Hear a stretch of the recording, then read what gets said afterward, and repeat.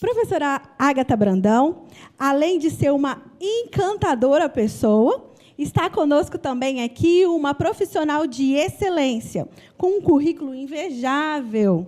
A professora Ágata Brandão é mestre em Direito Econômico pelo Instituto de Estudos Políticos de Paris, onde, nesse local, nessa escola, ela desenvolveu um programa de pré-doutorado e foi professora assistente. A professora Ágata Brandão se graduou pela Universidade Federal do Espírito Santo. Além disso, desenvolveu estudos em Direito Internacional na Academia de Direito Internacional de Haia. Ainda quando estudante, assumiu a diretoria acadêmica da segunda gestão da Associação Brasileira de Estudantes em Arbitragem. Nesse momento, a professora Ágata Brandão desenvolve atividades profissionais como advogada, em especial em arbitragem, e ainda é professora da Universidade Federal do Espírito Santo. Professora Ágata Brandão, nos presenteie, né, com sua palestra. Obrigada. Em primeiro lugar, eu gostaria de agradecer as belas palavras da Renata. A Renata é muito simpática, muito gentil. Queria também agradecer, então, a oportunidade, o convite que foi feito pelo Neviton, que é o diretor de Direito Internacional da ESA. Também os trabalhos realizados aqui pela Daniela, que é uma incansável profissional da ESA. E o espaço aqui da OAB-TV, agradecer a Natália, que está ali atrás. E hoje a gente vai conversar um pouquinho sobre arbitragem. Uma das primeiras questões que eu já percebi por aqui, e aí ainda tratando sobre o título, né, é essa definição de arbitragem internacional, que a gente vai trabalhar isso à luz do direito brasileiro também.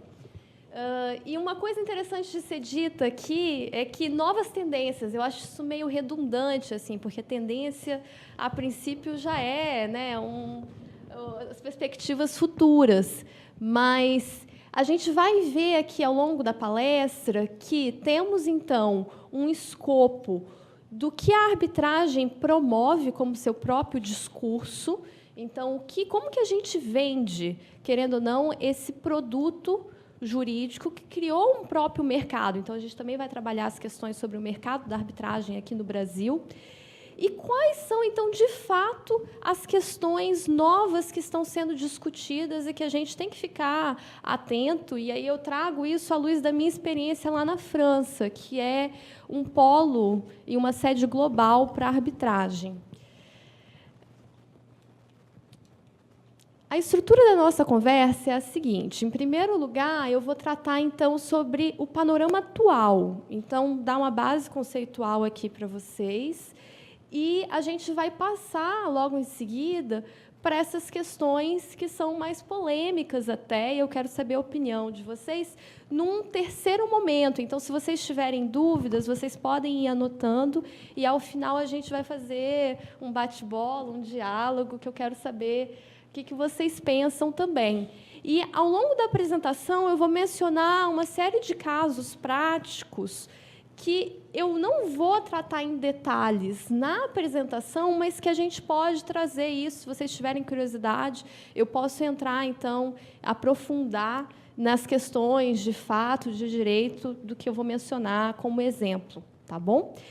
E a palestra de hoje, na verdade, é para a gente até confrontar o que é a expectativa do que a gente chama de arbitragem internacional e o que, de fato, é a realidade que a gente vê na prática. Então, assim, é interessante a gente perceber, e isso eu falo da minha própria experiência enquanto estudante, aí a Renata mencionou a ABARB, eu acho que tem dois canais interessantes para quem está começando a acompanhar, né, o mundo da arbitragem. A gente tem a ABARB, que é a Associação Brasileira, e a gente tem também o CEBAR, que é o Comitê Brasileiro de Arbitragem. Então, a ABARB seria como se fosse uma versão para os estudantes do CEBAR e para vocês que estão interessados em entrar no mundo da arbitragem, o CEBAR é a porta. E qual que é esse contexto entre expectativa e realidade? Porque a arbitragem tem um viés muito acadêmico. A gente tem uma maneira, se a arbitragem se consolidou, é porque a gente conseguiu fazer toda uma estruturação teórica sobre essa matéria. E eu vou passar assim bem pinceladas largas aqui. Se vocês tiverem dúvidas sobre esses conceitos, a gente pode trabalhar melhor. Então, a realidade que eu vou basear, e é o que eu chamo de novas tendências, é o que a gente está vendo na prática internacional. E o que também, de certa maneira, isso é curioso assim, eu falar abertamente aqui para vocês, tem certas coisas que são discussões já bem desenvolvidas no exterior, que estão chegando aqui de maneira ainda bem devagarzinho. Então, se vocês já começam a se aprofundar desde hoje, vocês vão estar, digamos, adiantados aí, vão poder saber lidar com isso melhor. Então, vamos lá. Primeira coisa sobre a arbitragem e aqui sobre o nosso escopo, né, de diálogo, é que eu vou estar tratando, o meu foco é para disputas do comércio internacional. E essas disputas, então, elas são, como se a gente pode imaginar assim, num grande contrato, e aqui eu coloco um complexo contratual entre empresas que não têm são multinacionais que você não pode falar assim, que é uma empresa brasileira, que essa empresa às vezes está em todo lugar do mundo, que a sede dela às vezes é só para propósitos tributários, não é uma coisa que diz, essa empresa é desse lugar. Então, o tipo de disputa que eu estou tratando aqui é majoritariamente esse. A arbitragem, enquanto instituto, ela pode ser utilizada para vários fins e para vários outros tipos de matéria que a gente vai até mencionar, mas o meu enfoque é o comércio internacional. E por isso que o nome fica arbitragem internacional, mas isso não significa, e a gente vai tratar em maiores detalhes, que a lei brasileira distingua assim arbitragem internacional, arbitragem doméstica. Tudo está dentro desse grande panorama da arbitragem. E a arbitragem, ela se consolida cada vez mais no âmbito internacional como for apropriado para tratar certos tipos de disputa. São certos tipos de disputa que não vale a pena você levar a um judiciário, seja de qual país for. E, então, eu trago aqui para vocês uma perspectiva, querendo ou não, então, do meu background de formação francesa, que, lá na França, o árbitro ele é considerado o juiz natural do comércio internacional. Eu não estou falando que ele é o juiz natural para todos os tipos de causa, não. Ele é o juiz natural para o comércio internacional. E aqui no Brasil, eu sei, a gente pode também debater isso, que existe uma relutância, às vezes, para aceitar essa realidade, mas hoje em dia, aqui no Brasil, e eu vou mostrar os dados disso, isso também se mostra muito verdade. E a gente só vê cada vez mais o desenvolvimento da arbitragem aqui. A gente vai poder também trabalhar quais são essas questões que impulsionam a arbitragem no Brasil. Mas fato é que, na realidade francesa, e aí eu coloquei até as datas aqui de incidência também dos picos de casos de arbitragem, a gente tem, desde 1984, um grande reconhecimento da arbitragem. E aí, para fazer um paralelo, em 1984, a gente pode pensar, né, até pensando num viés histórico, né, que é um momento onde as grandes transações comerciais estão tomando forma, que está vindo as primeiras ondas de globalização. E olha que interessante, a gente tem, então, 10 anos depois, e aí eu coloquei até que é interessante a gente ver na ordem dos casos, né?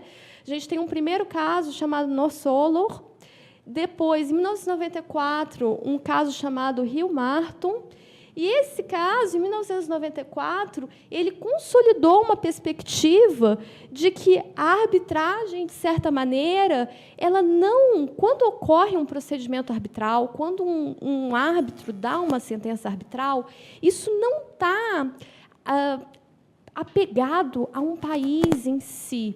A arbitragem internacional é uma maneira de se desvincular digamos, dessas linhas que a gente cria e que a gente chama de território.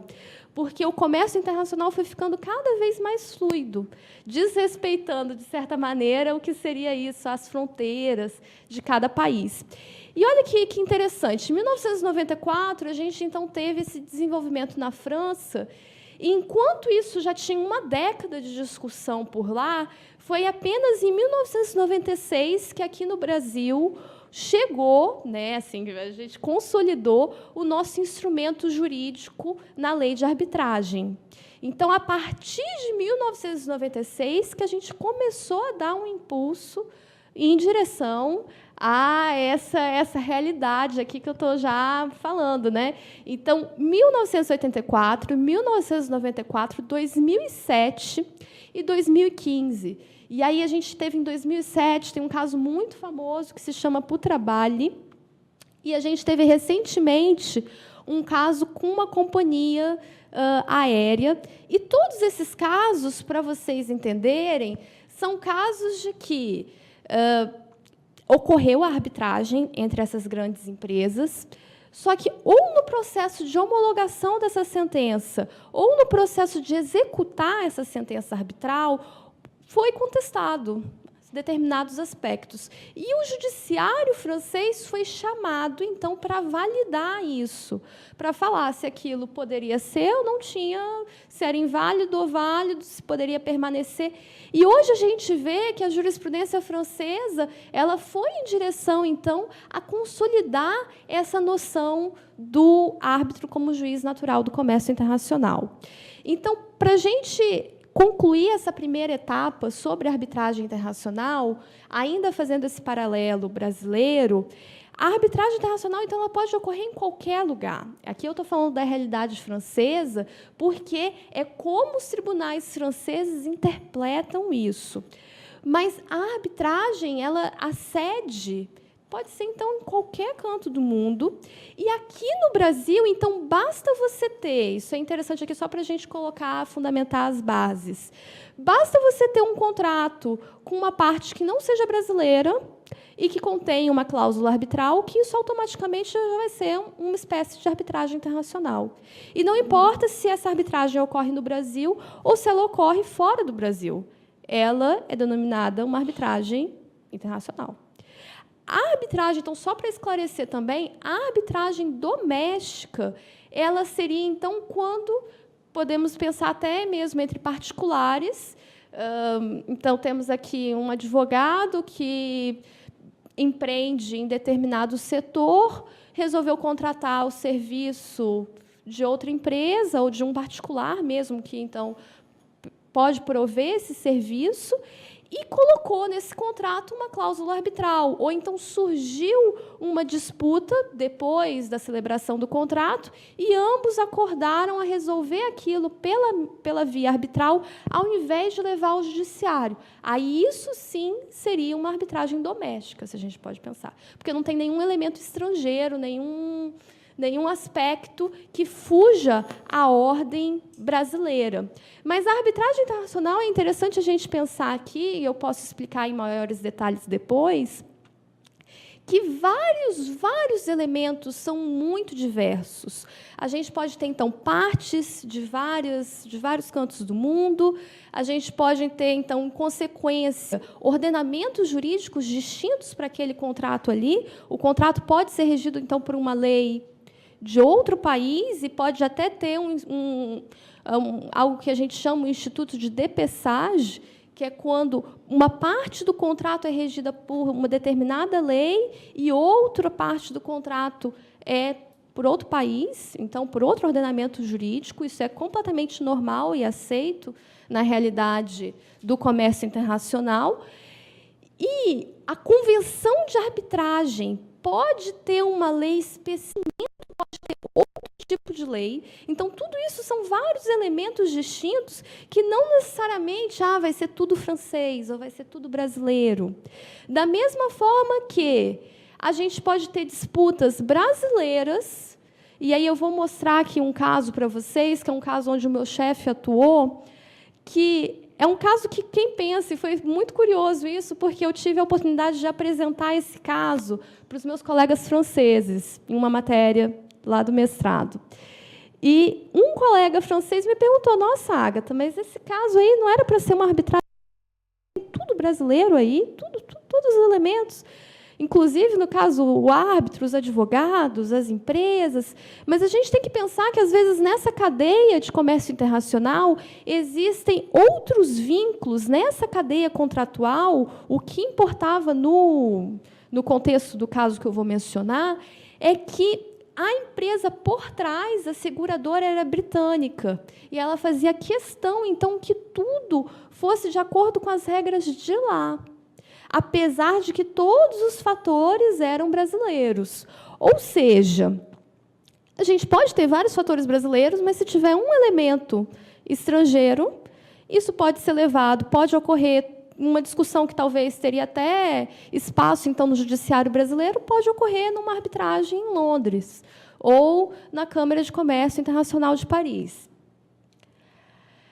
E aí, falando de câmara arbitral e dando esse panorama internacional para vocês, aqui eu faço menção a uma pesquisa muito famosa, que é sempre conduzida, e agora está sendo conduzida, vai ser feita a versão 2017 dela, ela é feita de 2 em 2 anos, pela Universidade Queen Mary, lá em Londres. E eles avaliam, então, o setor da arbitragem e realmente veem qual é a perspectiva dos usuários dentro do panorama internacional. E, em termos de câmara arbitral, ficou estabelecido que a ICC, quando eu falo ICC, eu me refiro também como CCI, Câmara de Comércio Internacional de Paris, que, então, a CCI ela é a preferida, então, para se levar os casos arbitrais. E aí a gente pode listar aqui vários fatores por que a CCI é escolhida. Talvez porque, bem, é Paris. Mas não necessariamente é interessante dizer isso também. Por mais que eu esteja falando CCI, Paris, e aqui eu vou falar LCIA, Londres, esses procedimentos arbitrais eles podem ser conduzidos em qualquer lugar do mundo. Então, o fato de estar atrelado a uma câmara arbitral só quer dizer que o regulamento procedimental que vai reger a arbitragem é de acordo, então, com as regras dali. Mas não atrela, então, só se a sede da arbitragem também coincidir naquele local. Mas a ICC, então, ela tem um grande renome e conseguiu já se estabelecer, ela foi uma das primeiras câmaras arbitrais a se colocar no mercado, e ela conseguiu se estabelecer muito bem. E, dentro da realidade francesa, existe uma preferência por se colocar os casos lá, porque, em Paris e na jurisdição francesa, o entendimento é que a arbitragem é algo deslocalizado, desprendido, então, da jurisdição, que o árbitro, quando ele dá uma sentença, é uma sentença puramente internacional, que, então, não depende de nenhum Estado. E esse é um entendimento, tem muitas controvérsias até. A doutrina francesa é muito bem elaborada nesse sentido, de que a arbitragem seria quase um ordenamento jurídico autônomo por si só, mas isso é controverso. Não quero dizer aqui que essa é a versão também correta de avaliar os fatos, mas é a visão parisiense francesa de ser, e que, a princípio, é a preferida no âmbito da arbitragem internacional. Agora, temos também a LCIA, que disputa esse espaço, e é interessante a gente colocar aqui que Londres, via de regra, é um polo, seja no judiciário ou seja para a arbitragem, é um polo para as questões internacionais, de disputa de comércio internacional. Então, o judiciário do Reino Unido é muito demandado, e aí tem toda uma discussão também agora com o Brexit, como que isso ficaria, né? Qual que são as circunstâncias, mas, a princípio, a opinião do mercado é que nada muda, que o Reino Unido vai fazer de tudo para manter esse reconhecimento como sede global das disputas do comércio internacional. Mas eu queria trazer aqui para você, apesar da pesquisa colocar Paris e Londres como, então, os grandes polos através dessas câmeras arbitrais, eu queria colocar aqui outras opções que é muito importante vocês fazerem atenção a isso, porque, assim, eu acho que essa pesquisa ela reflete uma realidade, e aí, voltando até ao tema da palestra, né, a tendência. A arbitragem, querendo ou não, ela está ligada à inovação e ao futuro da cultura jurídica, em como a gente desenvolve os casos, e eu vou provar isso para vocês. Mas isso reflete uma realidade que hoje talvez já esteja mudando. Por que eu digo isso?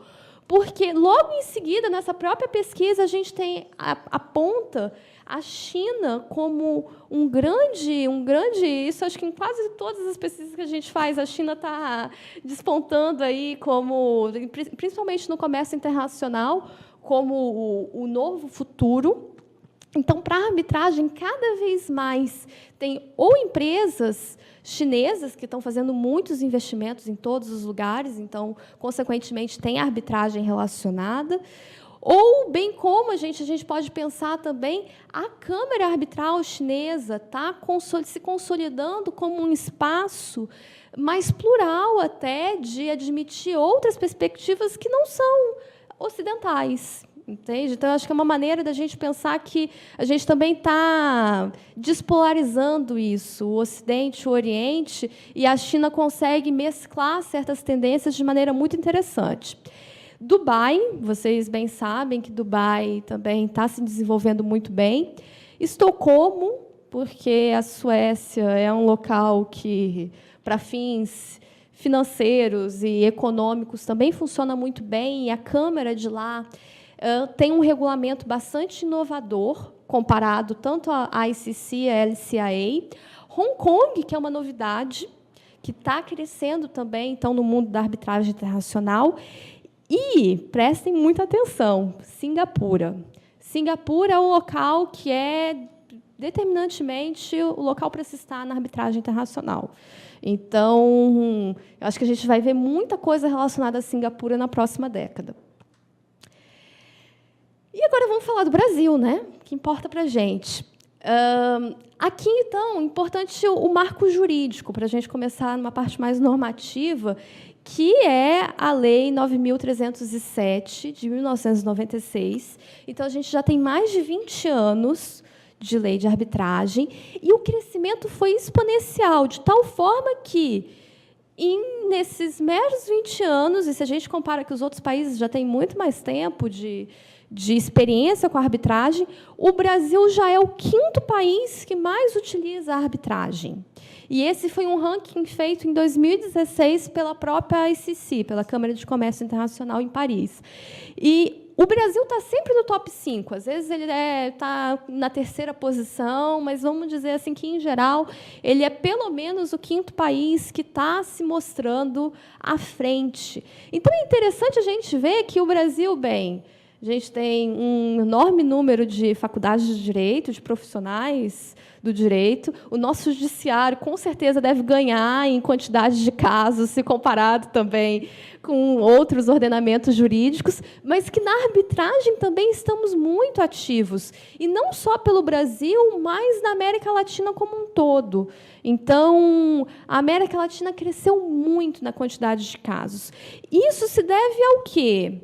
A construção de usinas e grandes obras de infraestrutura. Então, esses grandes contratos, eles têm uma série de complexos contratuais de redes mesmo, econômicas envolvidas, então, terceirizadas, de fornecimento, de várias relações jurídicas ali envolvidas, que vão criando vários contratos com várias cláusulas arbitrais. E, eventualmente, ocorre algum problema ali na obra, ocorreu um atraso, o inadimplemento, enfim, uma questão puramente de direito civil, e que isso vai ser tratado no âmbito da arbitragem. Ou, às vezes, é algo mais sério, às vezes é algo mais específico para aquele panorama da construção de... Então, construção civil E é interessante a gente perceber que a gente às vezes fica assim no mundo da arbitragem com pessoas que são formadas no direito, mas aqui no Brasil engenheiros civis têm muita chance de angariar clientes e espaço na arbitragem, justamente por eles terem um conhecimento na área. Então, eu conheço muitos engenheiros que são grandes árbitros e conseguem atuar muito bem na área. Logo em seguida, a gente teve o contexto da Copa do Mundo, dos Jogos Olímpicos, que tiveram, então, grandes repercussões, né, na nossa realidade, e os complexos corporativos que a gente tem. Então, como vocês bem sabem, a gente tem empresas de grande porte aqui no Brasil e feita por brasileiros, que, então, fazem fusão e aquisição de outras empresas no exterior.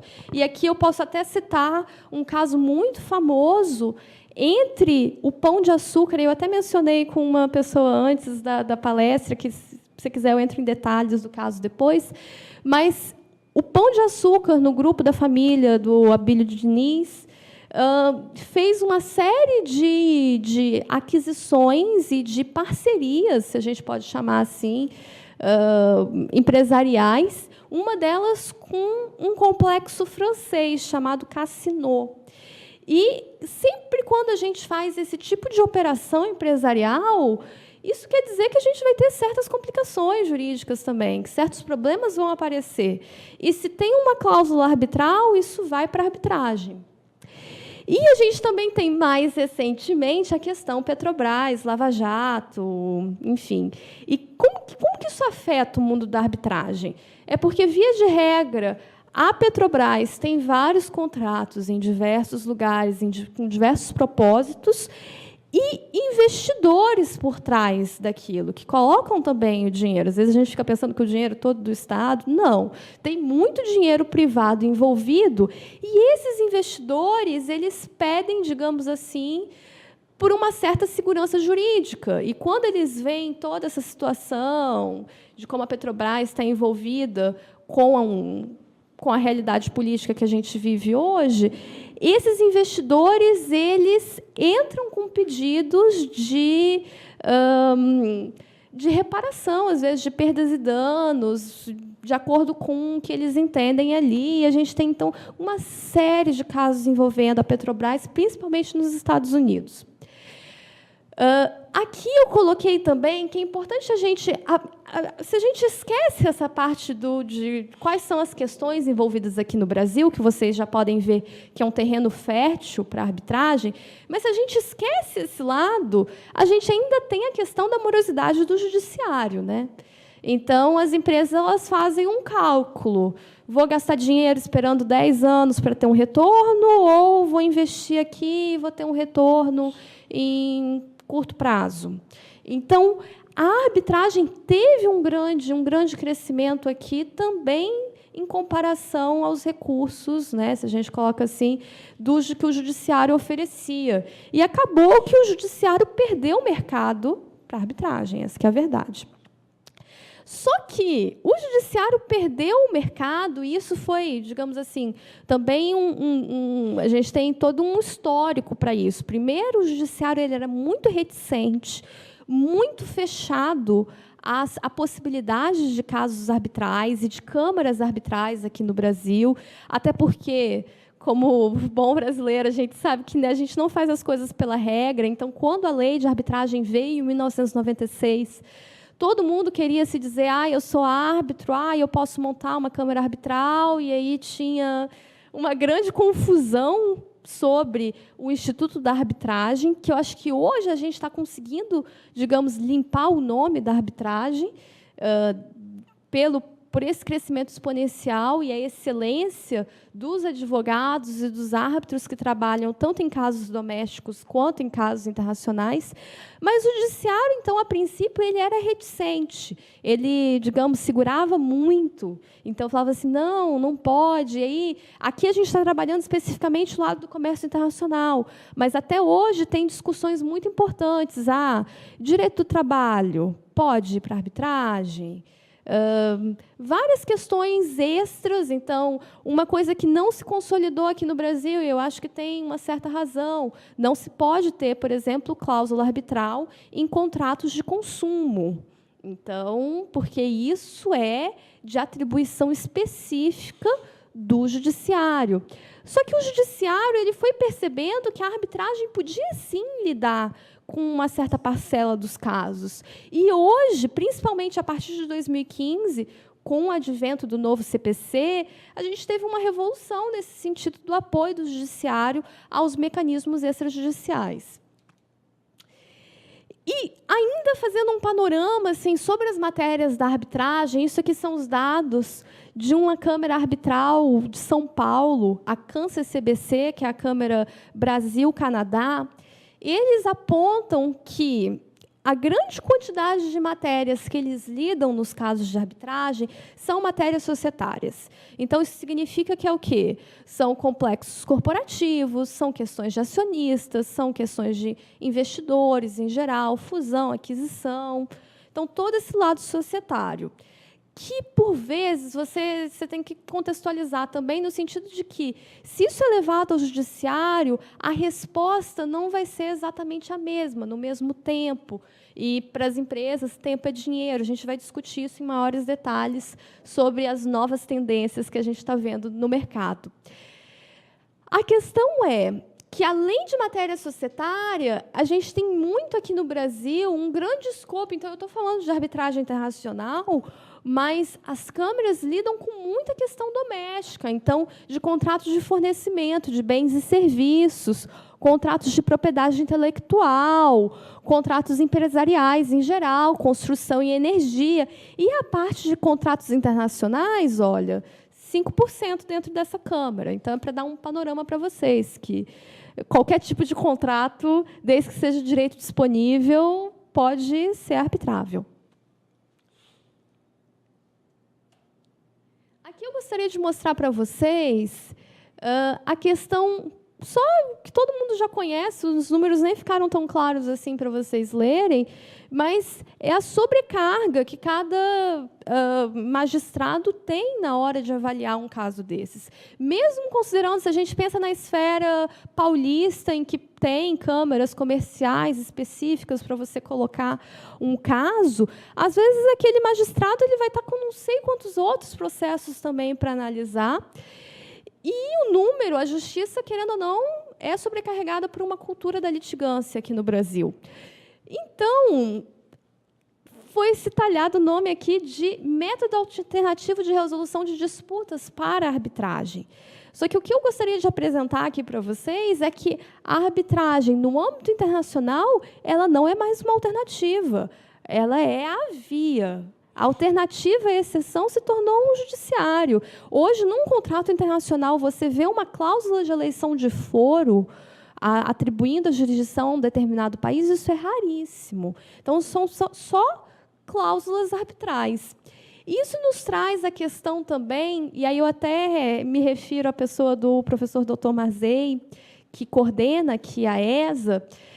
Ele iniciou lá na UFES um grupo de estudos, o NEAP, o Núcleo de Estudos em Arbitragem e Processo Civil Internacional, em que hoje ele já é voltado para uma linha de tratamento adequado de conflitos, que cada conflito teria sua maneira ideal de ser, então, dirigida, de ser dirimida de acordo com as questões em tela. Então, às vezes é conciliação, às vezes é mediação, às vezes é arbitragem, e não necessariamente sempre a justiça estatal.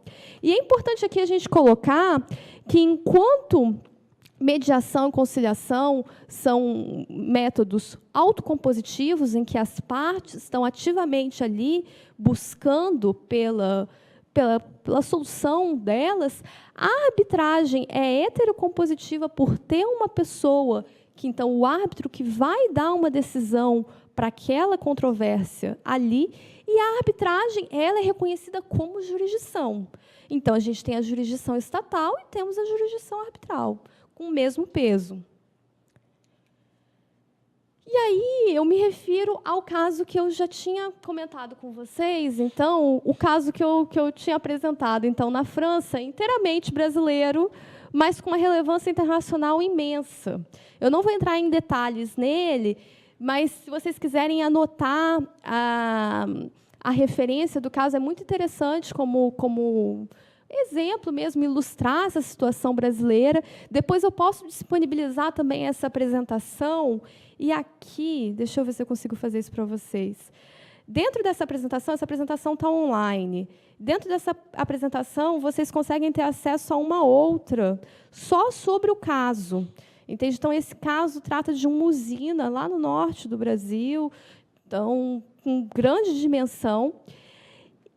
E, em resumo, sem entrar nos detalhes fáticos da situação, ele é para ilustrar que questões com teses jurídicas altamente complexas, elas não têm mais espaço na via estatal. Elas vão para a arbitragem. Então, a arbitragem ela está sendo o meio de desenvolvimento desses casos que são um pouco mais controversos e um pouco mais específicos em tecnicidade. A gente pode ter várias opiniões sobre isso, se isso é bom, se isso é ruim, mas é um fato hoje que não se passa. Todos os contratos complexos eles estão indo para a arbitragem, eles não passam mais pelo judiciário. E aí, na realidade brasileira, eu mencionei então as câmaras internacionais, eu mencionei tanto a CCI quanto a LCIA e os outros polos que a gente vê se movimentando no mundo da arbitragem internacional. Mas, no Brasil, então, a gente tem a CANCE-CBC, que é essa que eu estou utilizando os dados, que é, a princípio, a gente não tem como averiguar esses dados, mas eles se colocam como a câmara de maior porte em arbitragem no Brasil. E eu tive acesso a esses dados porque, há 1 ou 2 semanas atrás, eu estava em São Paulo, e eles fizeram um grande evento, o Congresso Pan-Americano de Arbitragem, e eles são pioneiros em mobilizar a discussão em torno do Instituto. E a gente tem a Camarb, em Minas Gerais, a Câmara FGV, Ciesp, Fiesp, em São Paulo, a Bovespa, que lida especificamente com questões financeiras. E isso é interessante, que a gente pode ver. A gente tem arbitragem tributária, a gente tem arbitragem no âmbito do direito concorrencial, em várias questões diferentes. E, curiosamente, a CCI, percebendo que o Brasil tinha um grande espaço de envolvimento mesmo com a arbitragem, ela falou, eu quero ganhar esse mercado também. Então, eles acabaram de abrir, faz pouquíssimos meses, que eles abriram um novo escritório. Então, a Câmara de Comércio Internacional de Paris abriu um escritório em São Paulo, para poder lidar mais diretamente então, com os casos brasileiros, angariar, então, também parte nesse mercado e de clientela. E aí vamos ao conceito. O conceito de arbitragem, esse aqui é um conceito bem enxuto, de acordo com a doutrina francesa. É um mecanismo jurídico para a resolução de disputas, no qual as partes se comprometem voluntariamente, e isso é através de uma cláusula arbitral ou uma cláusula compromissória. A cláusula arbitral é aquela que você já insere no seu contrato na hora que você está fazendo o seu contrato. A cláusula compromissória, aquela que você vai colocar, na verdade, você vai fazer esse acordo no momento que você está diante da disputa. Então, é um pouco mais complicada de redigir, porque sempre quando a gente tem um litígio na frente, os ânimos são distintos. E, nesse acordo que eles fazem, é em prol de respeitar a decisão adotada por um ou mais particulares, designados de maneira direta ou indireta, a gente vai ver também o que é isso, direta ou indireta, pelas partes, e que agem fora da estrutura de poderes públicos. Então, um árbitro, ele não está representando o Estado de maneira alguma. Só que as partes, elas dispõem, então, elas confiam numa pessoa que pode dirimir a controvérsia. E seja qual for a controvérsia, na verdade, a cláusula ela pode estabelecer um âmbito, então, de delimitação para o que o árbitro pode julgar, e, na hora que a arbitragem começa, também tem um termo de arbitragem em que delimita o que o árbitro vai julgar. Mas, quando você faz um contrato com uma cláusula arbitral, você, a princípio, não sabe qual que problema que pode surgir daquele contrato. Então, é uma caixinha de surpresas. E você, de qualquer maneira, de antemão, você já se dispõe a respeitar o que vai ser decidido dali. Então, quais os conceitos mais importantes que a gente pode retirar disso? O primeiro, isso eu já estou ligando com o nosso ordenamento brasileiro, é que, no artigo 3º da lei de arbitragem, a gente tem esse conceito do que é a cláusula arbitral. Okay? Isso é importante para vocês saberem. Aqui, a gente também tem a origem do poder dos árbitros, e na lei brasileira isso está no artigo 13. Então, pode ser árbitro qualquer pessoa capaz e que tenha confiança das partes. Não pede nada em específico, não pede ser bacharel em direito, ter não sei quantos anos de experiência, não. Mas, obviamente, o mercado da arbitragem hoje é bastante sofisticado.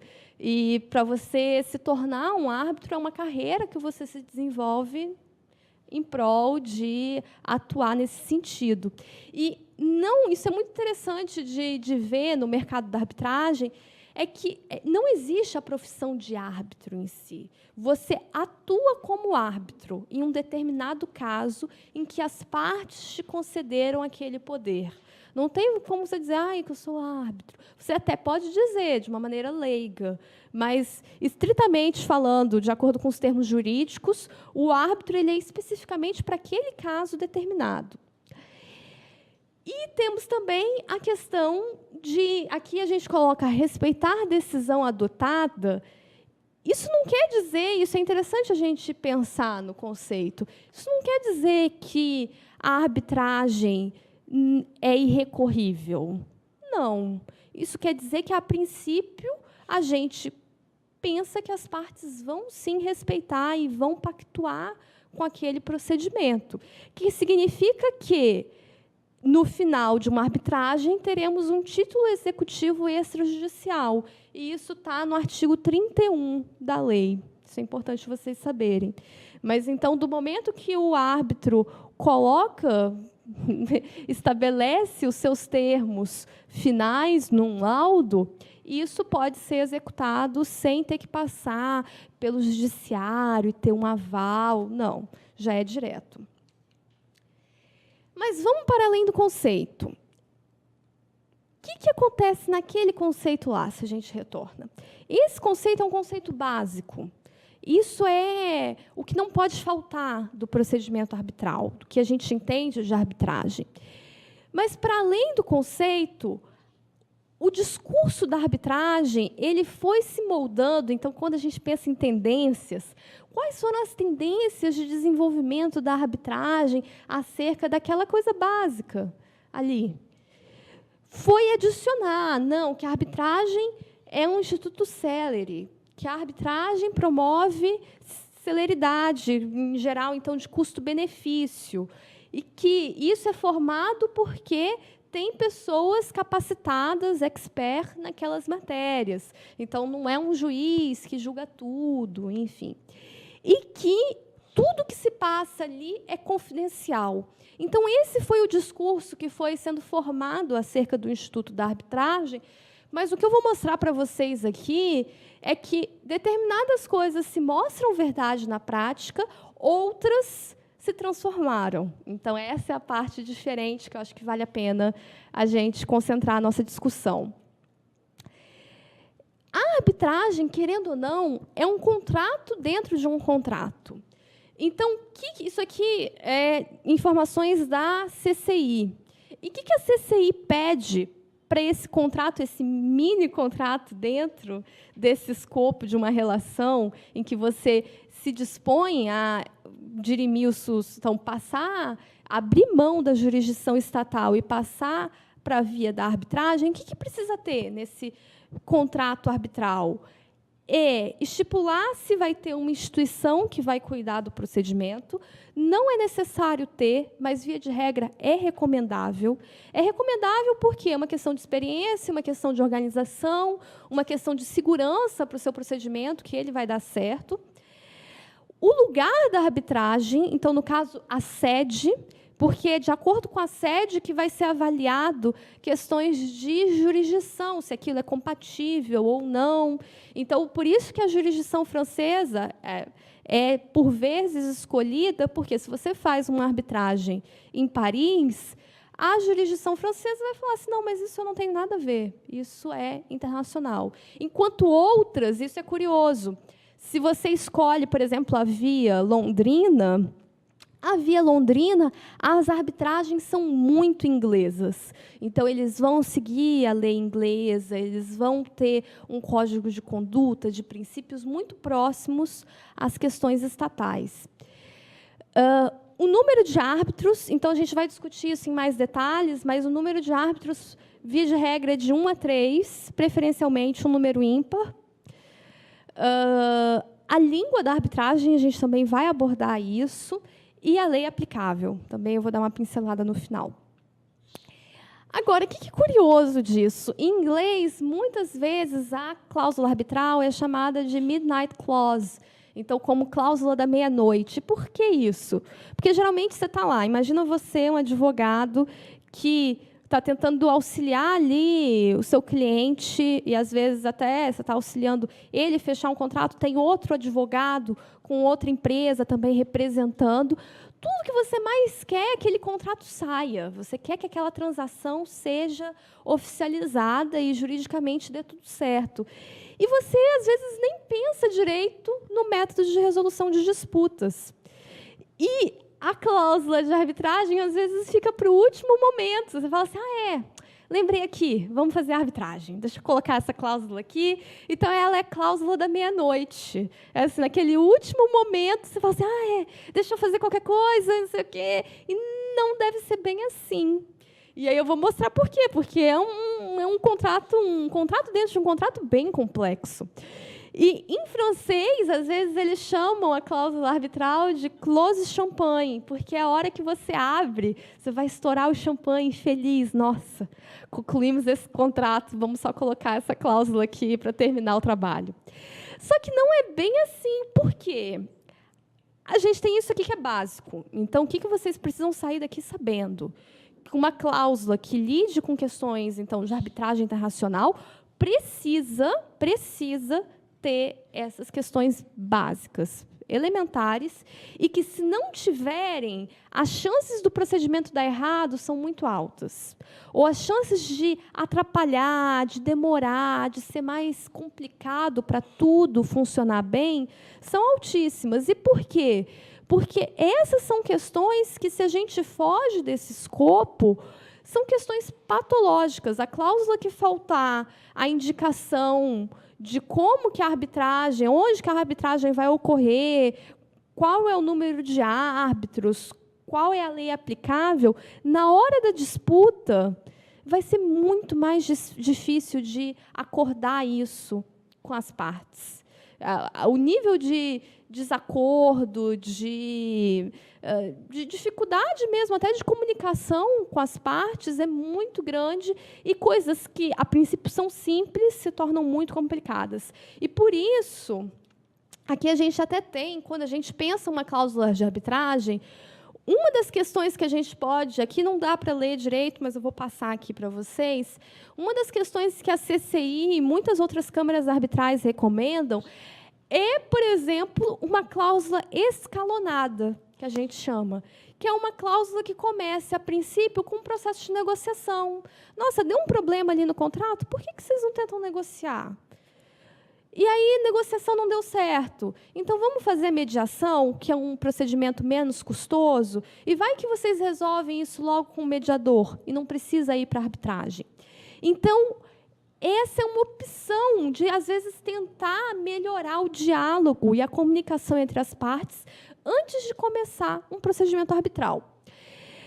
Então, esse é o segundo ponto que a CCI indica numa cláusula mais elaborada, sofisticada, mas você também pode indicar, e isso é muito interessante, quando isso já está estabelecido na cláusula, já é meio caminho andado, você pode estipular como que você quer que os seus árbitros sejam indicados, quem eles possam ser. Então, às vezes, digamos que é uma questão de construção civil. Uma das partes pode dizer, eu quero que um dos meus árbitros seja engenheiro. que conhece aquele assunto. Então, essa pode ser uma demanda que você já pode inserir no seu contrato. Você também pode e deve, a gente vai ver, definir as questões de confidencialidade, porque a confidencialidade não é mais a regra na arbitragem. Eu vou explicar isso por quê.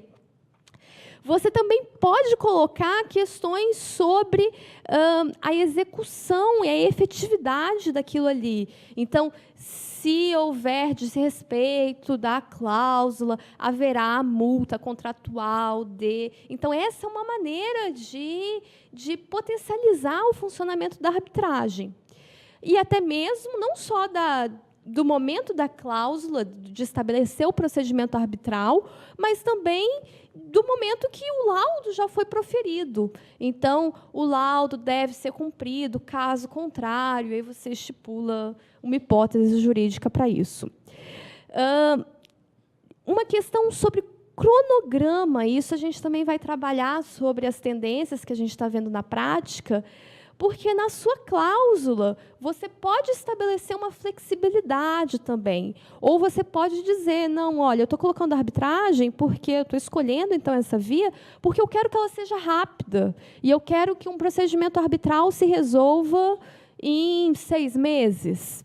Você pode estipular isso na sua cláusula. Você também pode estipular questões relacionadas às custas processuais. Então, a parte perdedora se responsabilizará por não sei o quê, não sei o que lá.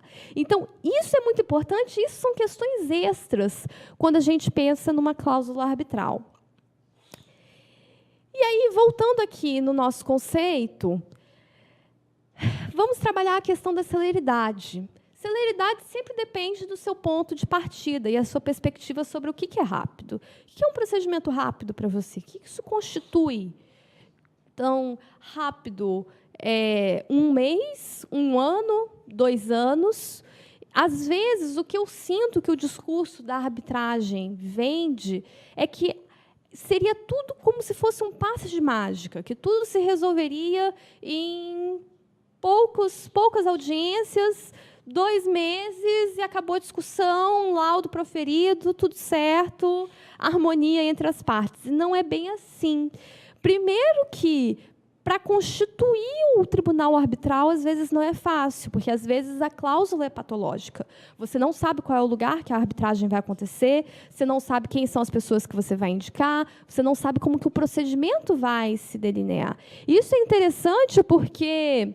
eu já tive uma série de casos de pessoas me consultando, perguntando, nossa, Ágata, mas eu estou com um problema aqui e tem uma cláusula arbitral. E aí, como que a gente começa? Então, tem todo um processo para você estruturar e refletir, porque, de fato, você tem que fazer escolhas importantes de como que a arbitragem vai ser realizada.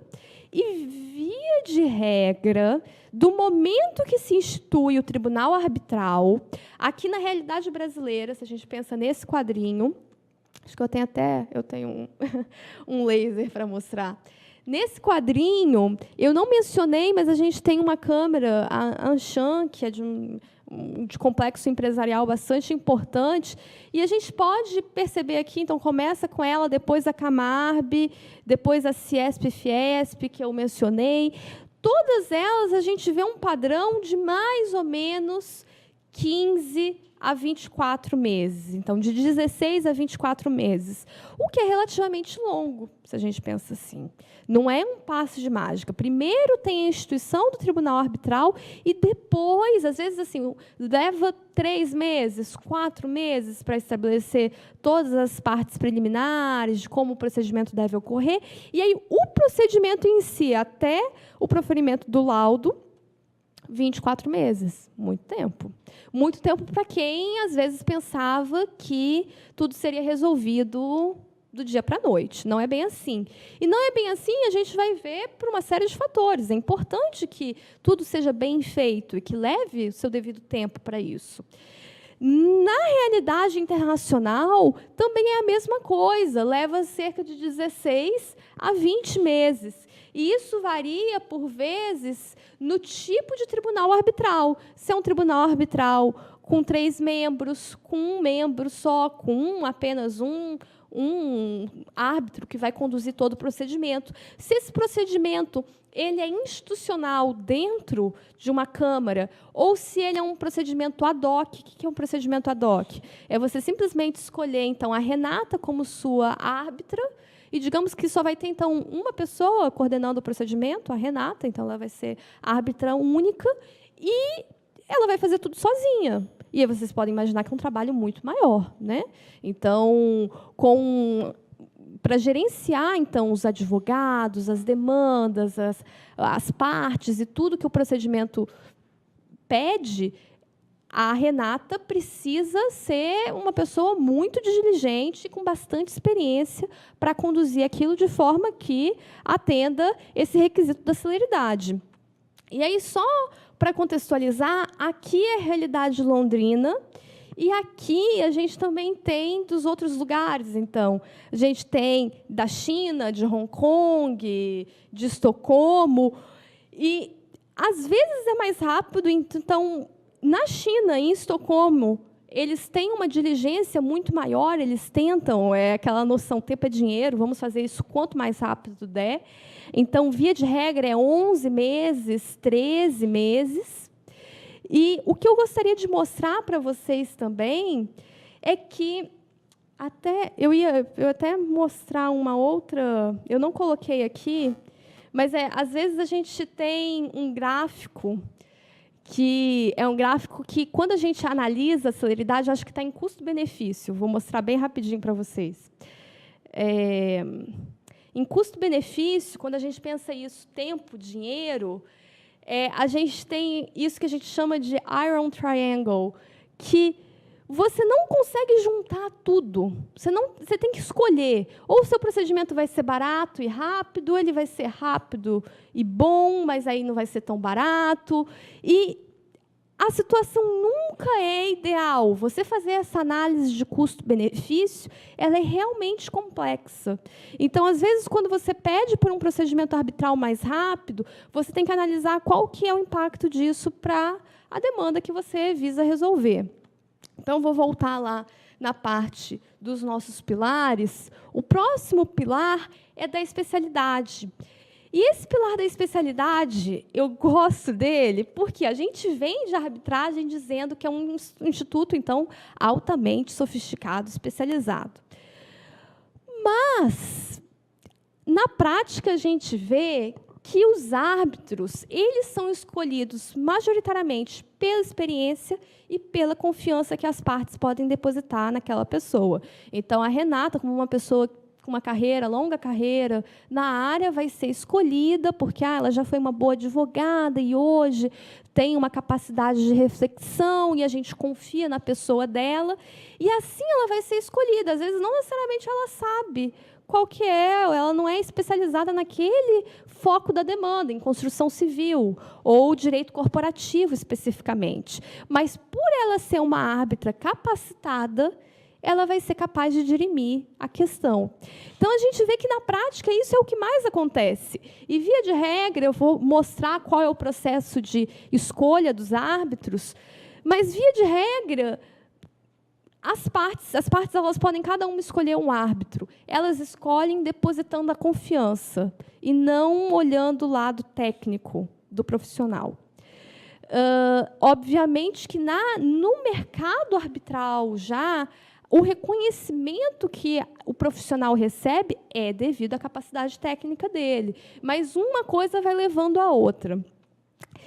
E a especialização, eu já vou passar aqui para mostrar para vocês como que se forma um tribunal arbitral. Um tribunal arbitral, via de regra, tem 3 árbitros. Só que, olha, eu achei tão curioso, porque eu estudei arbitragem dentro da Universidade Federal do Espírito Santo por muito tempo. Realizei pesquisa na área, participei, então, do grupo do Dr. Mazei. Então, fui muito ativa. Só que, às vezes, a gente não considera detalhes práticos assim da realidade da arbitragem. A gente pensa, a autonomia da vontade das partes, que concede, então, o poder ao árbitro. Elas podem escolher qualquer pessoa para dirimir aquela controvérsia, É isso aí. Aí a gente não pensa, mas de onde vem o terceiro árbitro para compor o número ímpar? São esses dois árbitros escolhidos, então, por uma parte cada. Isso quando a gente está pensando que é assim simples, né? São só duas partes que compõem ali o problema. Mas, mesmo quando a gente tem mais partes, elas tentam convergir o interesse delas em prol de uma pessoa. E escolher, então, um árbitro para cada polo de interesse. E aí, onde fica o espaço para o terceiro? O terceiro, via de regra, ele é escolhido por esses dois árbitros.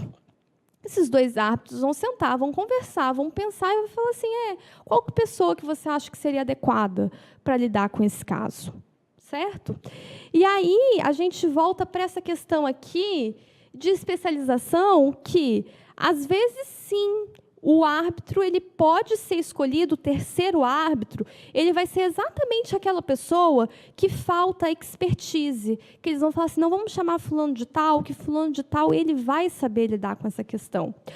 Ou, muitas das vezes, qual que é a prática atual? São esses dois árbitros fazer uma lista, eles preparam uma lista de indicações nas quais as partes podem excluir 2 nomes cada, geralmente a lista tem, por exemplo, 6 nomes, as partes excluem 2 nomes cada, acaba sobrando 2 nomes, eles decidem ali qual que é o árbitro, que vai ser, então, o presidente do tribunal arbitral. Mas o que ocorre em todo esse contexto? É que, às vezes, ocorre isso bem na realidade brasileira. É um pouco complicado, que o mercado ainda está começando a se consolidar, mas digamos, a quantidade de profissionais ainda não é tão grande assim. E ocorre muita nomeação cruzada. Então, Renata me escolheu, eventualmente, para dirimir um caso, e eu escolho a Renata. E aí não é exatamente especialização mais na arbitragem. E que, sim, podem ocorrer relações pessoais nisso. Eu sou amiga da Renata, e aí? E aí que, de uma maneira correta, pelo procedimento arbitral, isso tem que ser revelado. E isso pode sofrer, então, também questões de impedimento, se as partes assim entenderem. Nas câmaras, o que eu acho interessante da gente discutir aqui é que, se a gente não coloca novos nomes nas listas das câmaras, sempre vai ser uma questão de favorecimento, porque não vai ter rotatividade ali entre os árbitros. E por que é isso? Gente, mas não são as partes que escolhem quem vai lidar com o caso? Isso é escolha direta. Às vezes, numa cláusula arbitral, aí a gente vem para a parte indireta da arbitragem.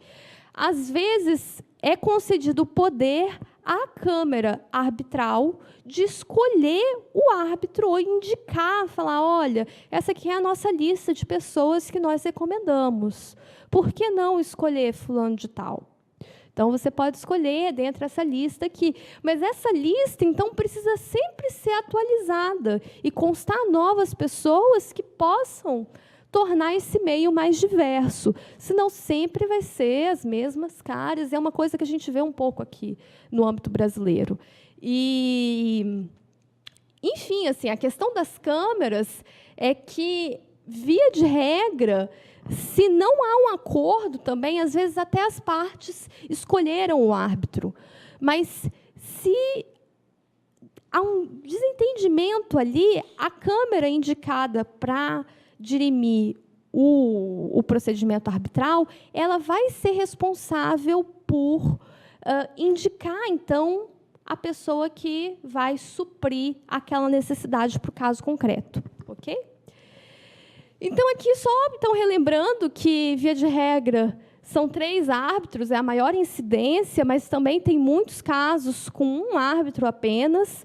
A gente também, nos Estados Unidos, tem uma nova tendência de, além de escolher o árbitro que vai, então, julgar aquele caso, nos Estados Unidos, eles têm muito também uma cultura de simulação.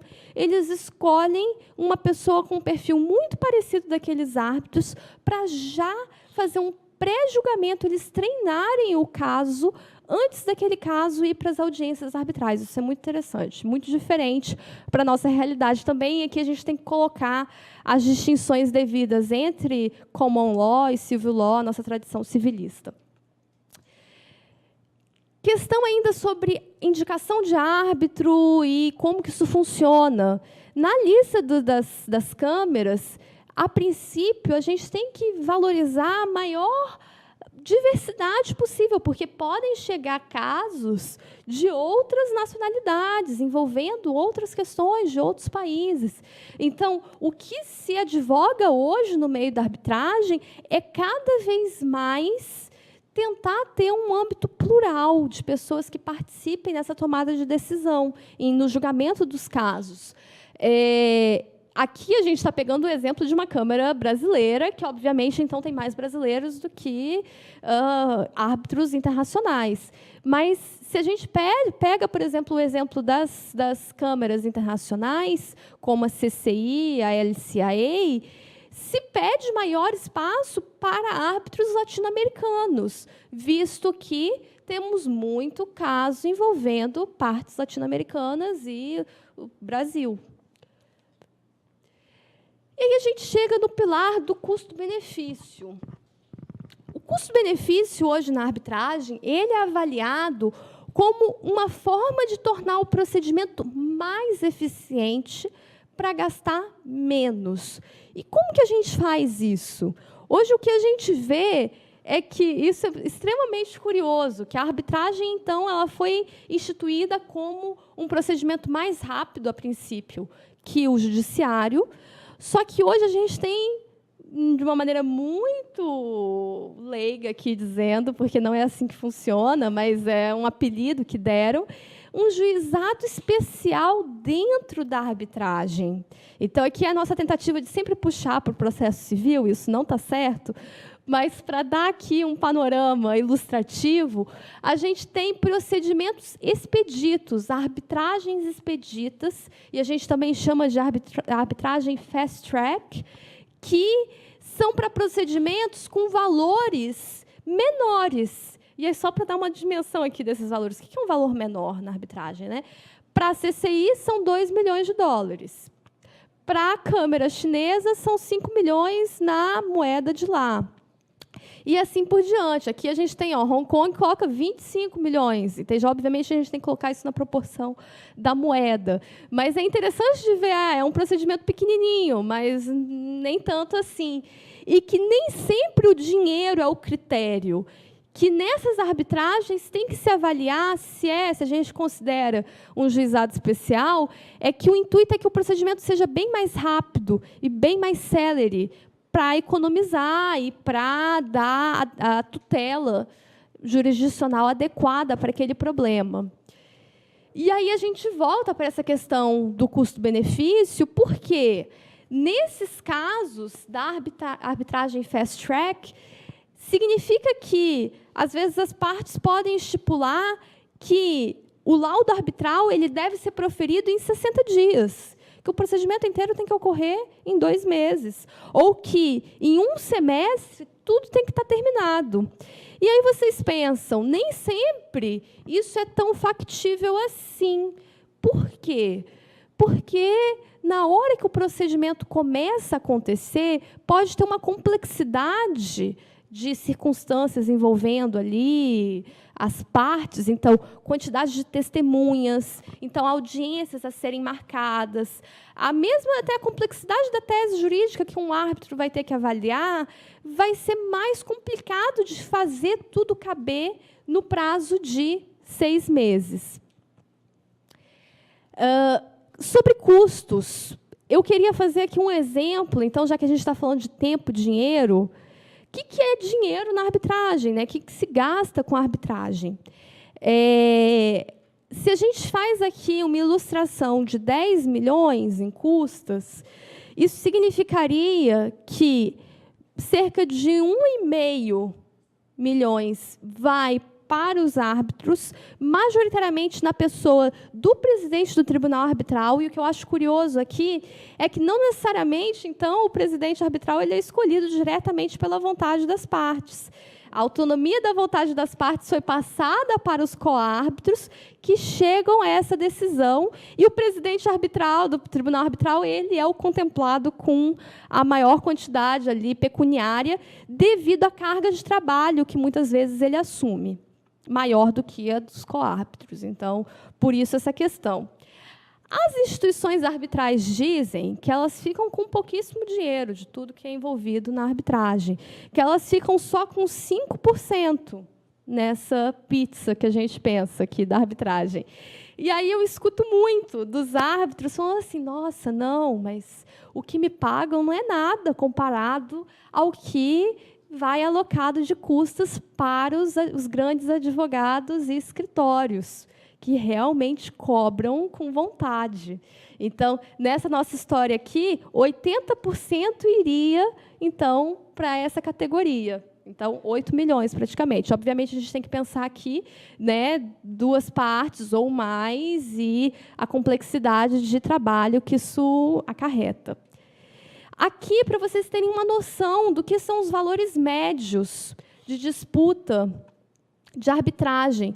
Então, a CAN-CCBC liberou que, em 2016, o valor foi esse aqui, olha, 50 milhões 348 mil bilhões, 50 bilhões, na verdade, 348 milhões 701 mil reais envolvidos, aliás, dólares a moeda, então, envolvidos nas disputas, ou seja, é muito dinheiro.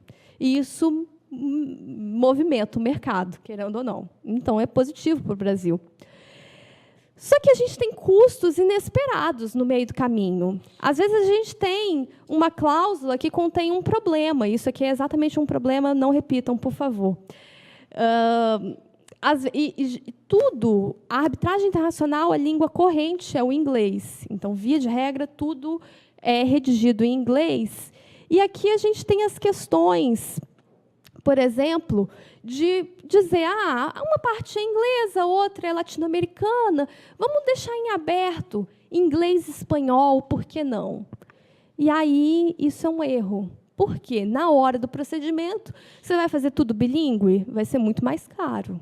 Muito mais caro. E aqui é para vocês terem uma dimensão. Olha, a maior parte das arbitragens são conduzidas em inglês, em seguida por espanhol, francês e português, acreditem se quiser, porque, obviamente, como temos partes brasileiras, também demandamos que o português seja utilizado. E nisso a gente tem as questões, se é, digamos, uma parte brasileira, a arbitragem é conduzida toda em inglês, vamos ter custos, então, de interpretação e tradução. O árbitro, ele tem que ser fluente em todas as línguas. Você pode submeter documentos que não sejam, então, na língua oficial do procedimento, e o árbitro ele tem que entender aquilo ali, ele é obrigado a ter domínio pleno da língua, ou vocês vão acordar um tradutor que, então, atue para aquele procedimento. Então, são questões que, às vezes, quando a gente pensa na arbitragem, a gente não imagina. Eu acho que é interessante a gente trazer aqui para a discussão. E aí, no nosso último pilar, a confidencialidade deixou de ser a regra. Então, o que são documentos confidenciais? Isso é muito difícil de dizer. E, por isso, que, de antemão, as partes deveriam já estabelecer. Esse acordo aqui feito, ele não pode sair aqui dessa sala, não sei o quê, não sei o que lá. Tem que ser tudo bem estabelecido, porque, do contrário, isso pode ser utilizado de outras formas. E, digamos, a outra contrapartida para entender a confidencialidade é um princípio em inglês, reactive disclosure, e é muito comum na common law de demandarem e falar assim, não, mas eu quero ver esse documento, você pode me mostrar?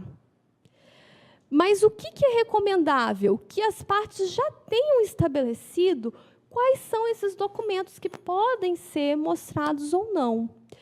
E aí a gente tem, nesse mundo da confidencialidade, todo um outro lado que a confidencialidade ela funciona, às vezes, no mundo do comércio internacional, em que você imagina, tem uma Coca-Cola ou uma empresa como a Google que não quer que seja divulgado aquele problema específico, que o aparelho que eles estão produzindo é um aparelho defeituoso. Quer que aquilo que seja resolvido ali entre as 4 paredes e que isso não seja divulgado em nível de mídia, enfim.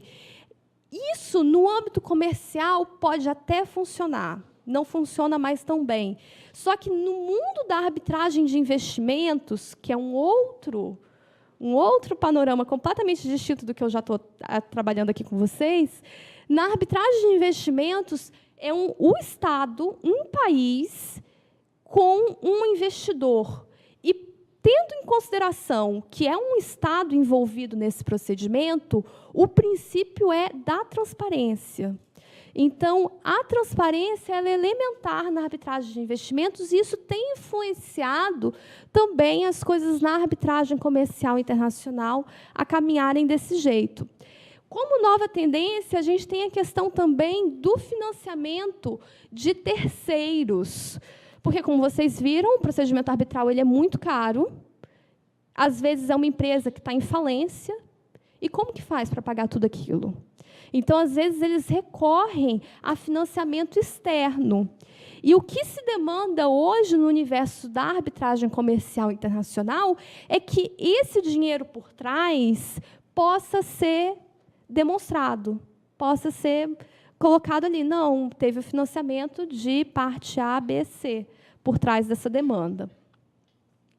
E já tem leis estatais demandando isso. Então, em Singapura, em Hong Kong, que estabelecem que a transparência, então, é a regra.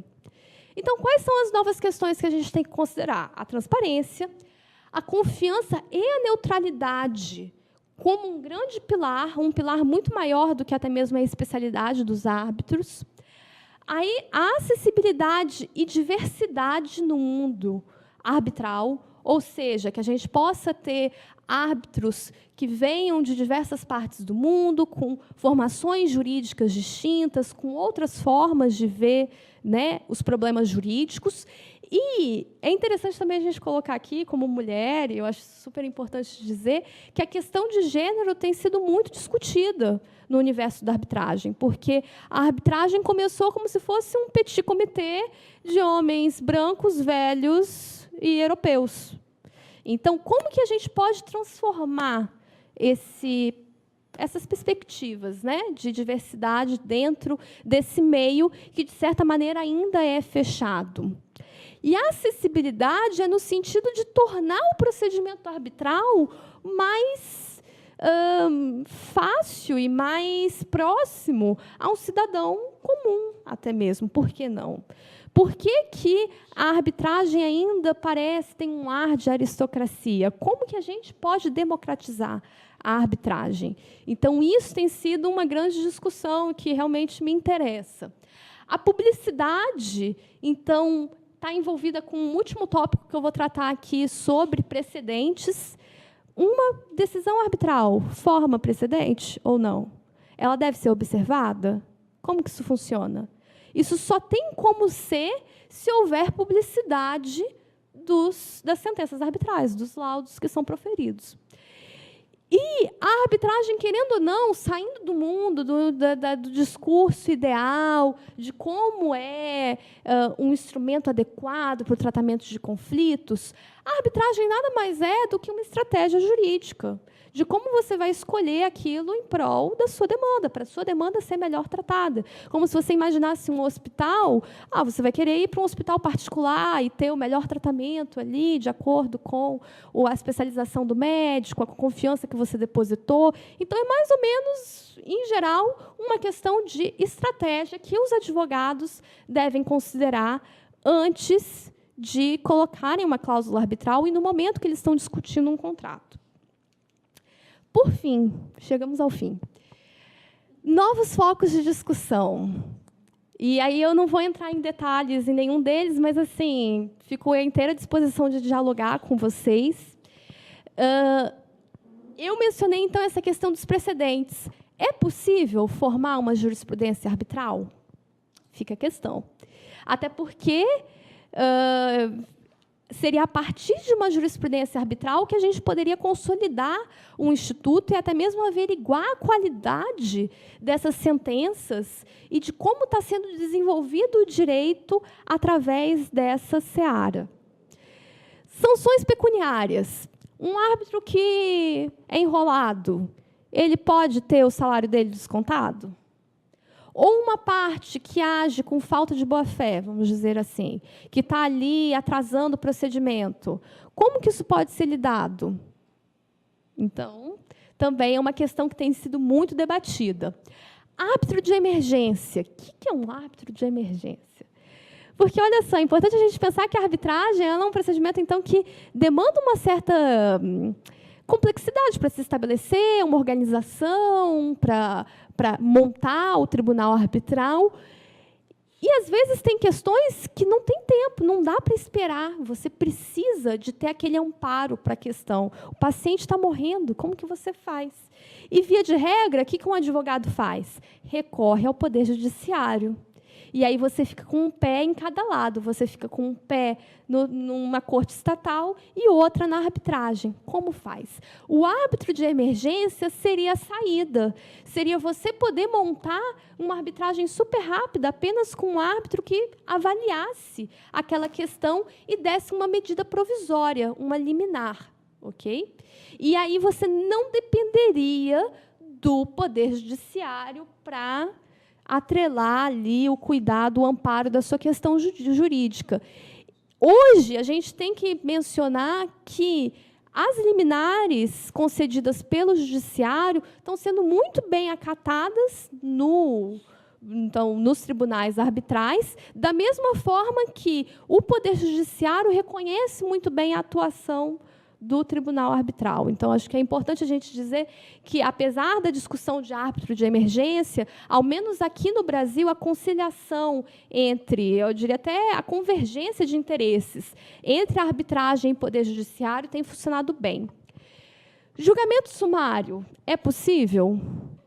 Se discute isso. É possível se uma parte não aparece na audiência, não está interessada, a demanda já está toda encaminhada documentalmente para outra parte, é possível o tribunal arbitral avaliar aquilo de maneira sumária? Isso ofenderia algum princípio de devido processo legal?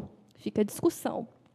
Temos também consolidação de casos, quando a gente tem demandas complexas, se isso depende do consenso entre as partes e se terceiros àquele procedimento arbitral podem ser envolvidos, então, em um grande procedimento. A questão de financiamento, que eu já mencionei. A arbitragem de investimentos, que às vezes está muito paralela, assim, muito próxima até, então uma linha tênue entre arbitragem de investimentos e arbitragem comercial, porque às vezes é um investimento que tem um contrato com uma questão de direito civil ali que vai ser levada para uma arbitragem comercial, e isso está ocorrendo muito no continente africano. Então, eu posso até mencionar o exemplo de uma colega minha que largou meio que tudo para o alto, assim, falou: não, olha, eu quero trabalhar num escritório pequeno que lida especificamente com questões do continente africano, porque eu sei que está ali o pote de ouro. E é isso que eu quero trabalhar e quero fazer. Não quero ficar num grande escritório que mexe com as mesmas coisas de sempre. A arbitragem em novas tecnologias. Como a arbitragem é um instituto mais flexível, ela também consegue se adaptar melhor a certas coisas que o Poder Judiciário não pode atender hoje. Então, é possível fazer, a gente tem partes de todo canto do mundo, é possível fazer uma audiência, então, online? E várias outras questões que isso acarreta. Questões éticas de opinião pública. A arbitragem, por meio da via de investimentos, tem ficado cada vez mais conhecida. E tem toda uma discussão nos Estados Unidos com Trump, as questões comerciais, de investimento lá. Então, tem ficado isso através do ICSID, que é o órgão de arbitragem de investimentos em Washington. A opinião pública tem sido muito forte, até mesmo contrária ao Instituto da Arbitragem. Isso afeta, de alguma maneira, a arbitragem comercial? Então, também fica a discussão. E o que, em contrapartida, a arbitragem comercial tem que entregar no escopo ético de atuação dos árbitros e das partes, até mesmo da Câmara Arbitral. A gente tem que perceber também o desenvolvimento econômico na Ásia, então, que as câmaras arbitrais na Ásia estão realmente promovendo isso e que cada vez mais a gente vê um novo hub, uma nova seara de atuação também da arbitragem lá. As leis de arbitragem foram revisadas recentemente, muitas leis de arbitragem. O Brasil, por exemplo, em 2015, entre 2015 e 2016, a gente teve toda uma revisão de pontos falhos na lei de 1996. Isso, coincidentemente, ocorreu em todos os países que formam os BRICS. Então, houve uma sinergia pós-crise, se a gente pensa assim, pós-crise econômica, de repensar as leis de arbitragem. Eu acho interessante ver quais são as coisas envolvidas aí. E, para a gente finalizar aqui a exposição, para além do direito estatal, a arbitragem hoje, em termos de lei aplicável, ela não se concentra mais só em lei estatal. Então, aqui, a gente vê que a maior parte das leis escolhidas, elas são europeias. Mas também temos uma outra parte de leis, e que eu acho interessante a gente mencionar, e eu posso discutir em mais detalhes com vocês dialogando, que temos instrumentos como os princípios do INDROA para contratos comerciais e a CISG, que aqui a gente chama Convenção de Viena, que foi recentemente ratificada, que são escolhidas para reger os contratos internacionais que acabam indo para a arbitragem. E é interessante a gente pensar que não necessariamente a gente tem só esse escopo normativo para uma arbitragem. A gente pode ter arbitragem por equidade, a gente pode ter arbitragem de acordo com princípios gerais do direito. Então, a arbitragem é um meio que possibilita a gente pensar para além das caixas formais do direito que a gente entende. Então, é isso que me interessa nesse meio e eu estou à disposição para discutir com vocês. Se vocês quiserem me escrever, está aí meu e-mail. Obrigada.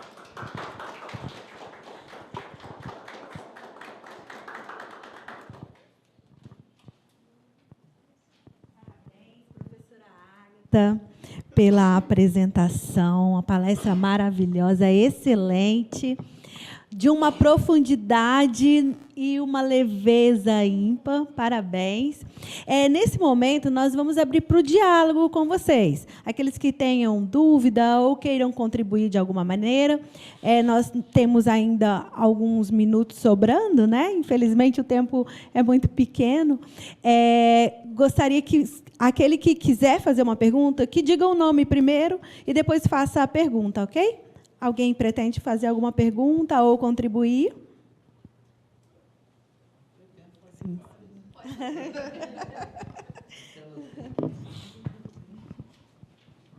Bem, boa noite. Meu nome é Ricardo Pimentel, sou advogado. Parabéns pela brilhante palestra.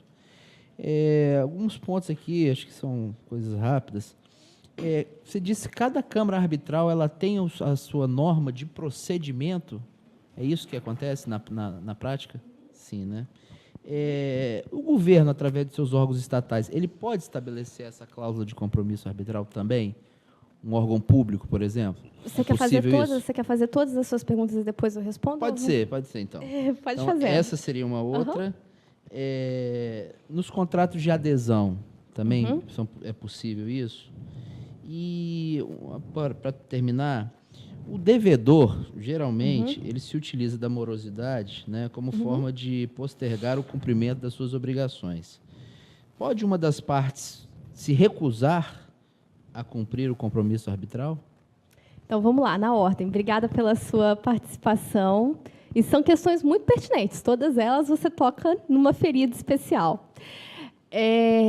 A primeira questão que você... Então, a primeira foi sobre os regulamentos. Os regulamentos, cada Câmara estabelece. Isso é até uma maneira, como se a gente pode colocar assim, é uma maneira especial deles venderem o produto deles. Eles estabelecem a forma especial que eles gerenciam aquilo. Então, é a partir dos seus próprios regulamentos que as câmaras se diferenciam, porque, senão, seria tudo igual. E não teria razão pela qual você escolheria, por exemplo, ir para a CCI ou ir para a Câmara de Londres, ou chinesa, ou de Hong Kong.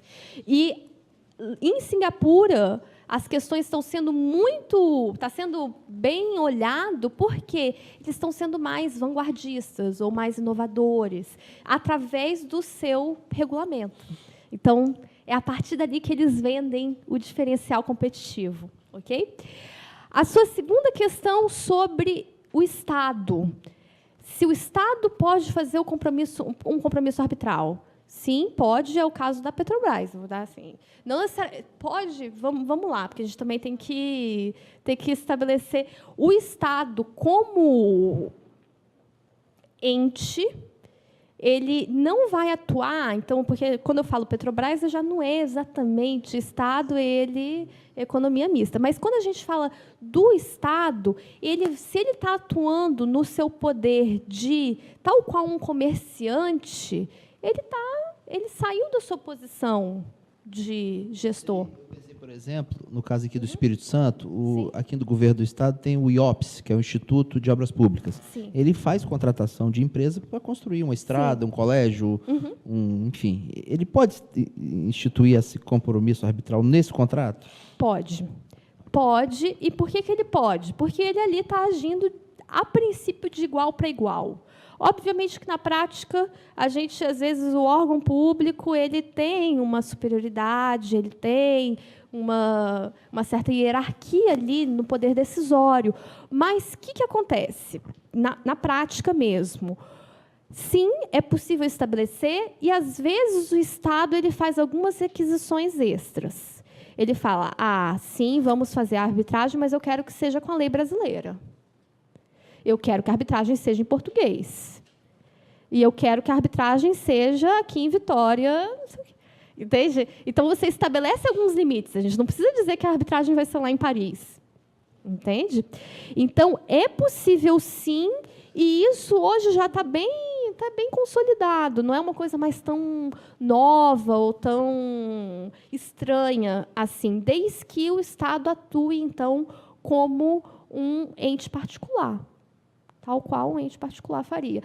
E, enquanto a sociedade mista, isso já é a prática, é de praxe nos contratos. A Petrobras, por exemplo, os contratos só têm cláusula arbitral. Por quê? Levar ao judiciário traria mais complicações, aí a gente pode avaliar, né? Até que ponto a arbitragem ajuda ou não, mas a opção aqui de tratar isso no judiciário não favorece. Você perguntou sobre contratos de adesão, foi a terceira. Sobre contratos de adesão, a questão é que, via de regra, a outra parte não tem o que dizer. Então, aí você não tem o preceito basilar da autonomia da vontade. Eu nem comecei a apresentação. Geralmente, quando se fala da arbitragem, a primeira coisa que se fala é que a arbitragem é uma manifestação da autonomia da vontade das partes. Mas eu acho esse um discurso muito clichê. Até porque, hoje, as câmaras arbitrais elas se impõem de tal maneira que a autonomia da vontade não é mais tão pura assim. E isso também é uma coisa que vem sendo discutida. Mas, então, no contrato de adesão, a outra parte ela não tem como negociar. Ela não tem como dizer, eu quero que a cláusula seja talhada dessa maneira. E, portanto, é inválido, já de começo. Isso, notoriamente, nas relações de consumo. Então, é interessante, vou contar até um caso aqui, então, só para ilustrar a sua pergunta. Às vezes, imagina você está indo para Las Vegas, ou para qualquer local lá nos Estados Unidos, e você está querendo comprar um celular novo. Está querendo comprar um celular. Por que não? Porque vai ser muito mais barato lá, ou um outro aparelho de tecnologia. Você compra, e nos Estados Unidos eles têm o costume de já abrir a caixa ali com você, verificar se o produto está funcionando. E, às vezes, eles te entregam e você fala assim, pode ficar, deixa as outras coisas para trás, não quero caixa, não quero separado na alfândega, quero já... E você não vê o que está dentro. E, às vezes, aí é um caso que está sendo discutido lá nos Estados Unidos, isso é muito interessante, eu estou para acompanhar o desenvolvimento disso, que tem um papelzinho, aquele papelzinho fininho, assim, com letrinha miudinha, da garantia, que tem uma cláusula que diz, haverá arbitragem, assim, assado, no local tal, caso você queira pleitear, não sei o que lá, qualquer problema relacionado a esse produto. E aí? Isso é válido? Você nem chegou a ter conhecimento, a ter acesso àquele papel. Quanto mais discutiu o teor daquilo ali. E aí você pensa, nossa, mas eu sou brasileiro, vou voltar para Vitória. E aí eu tenho um problema com essa garantia aqui, quero pleitear isso, vou ter que ir para a arbitragem lá do outro lado do mundo. Entende? Então, é um pouco peculiar isso, e vamos ver o que o judiciário americano vai decidir em relação a isso. Então, você já pode ficar de olho. E você perguntou, por último... Se uma das partes ela pode se recusar... sim. Eu até isso falei é muito do devedor, né, que isso. utiliza da morosidade.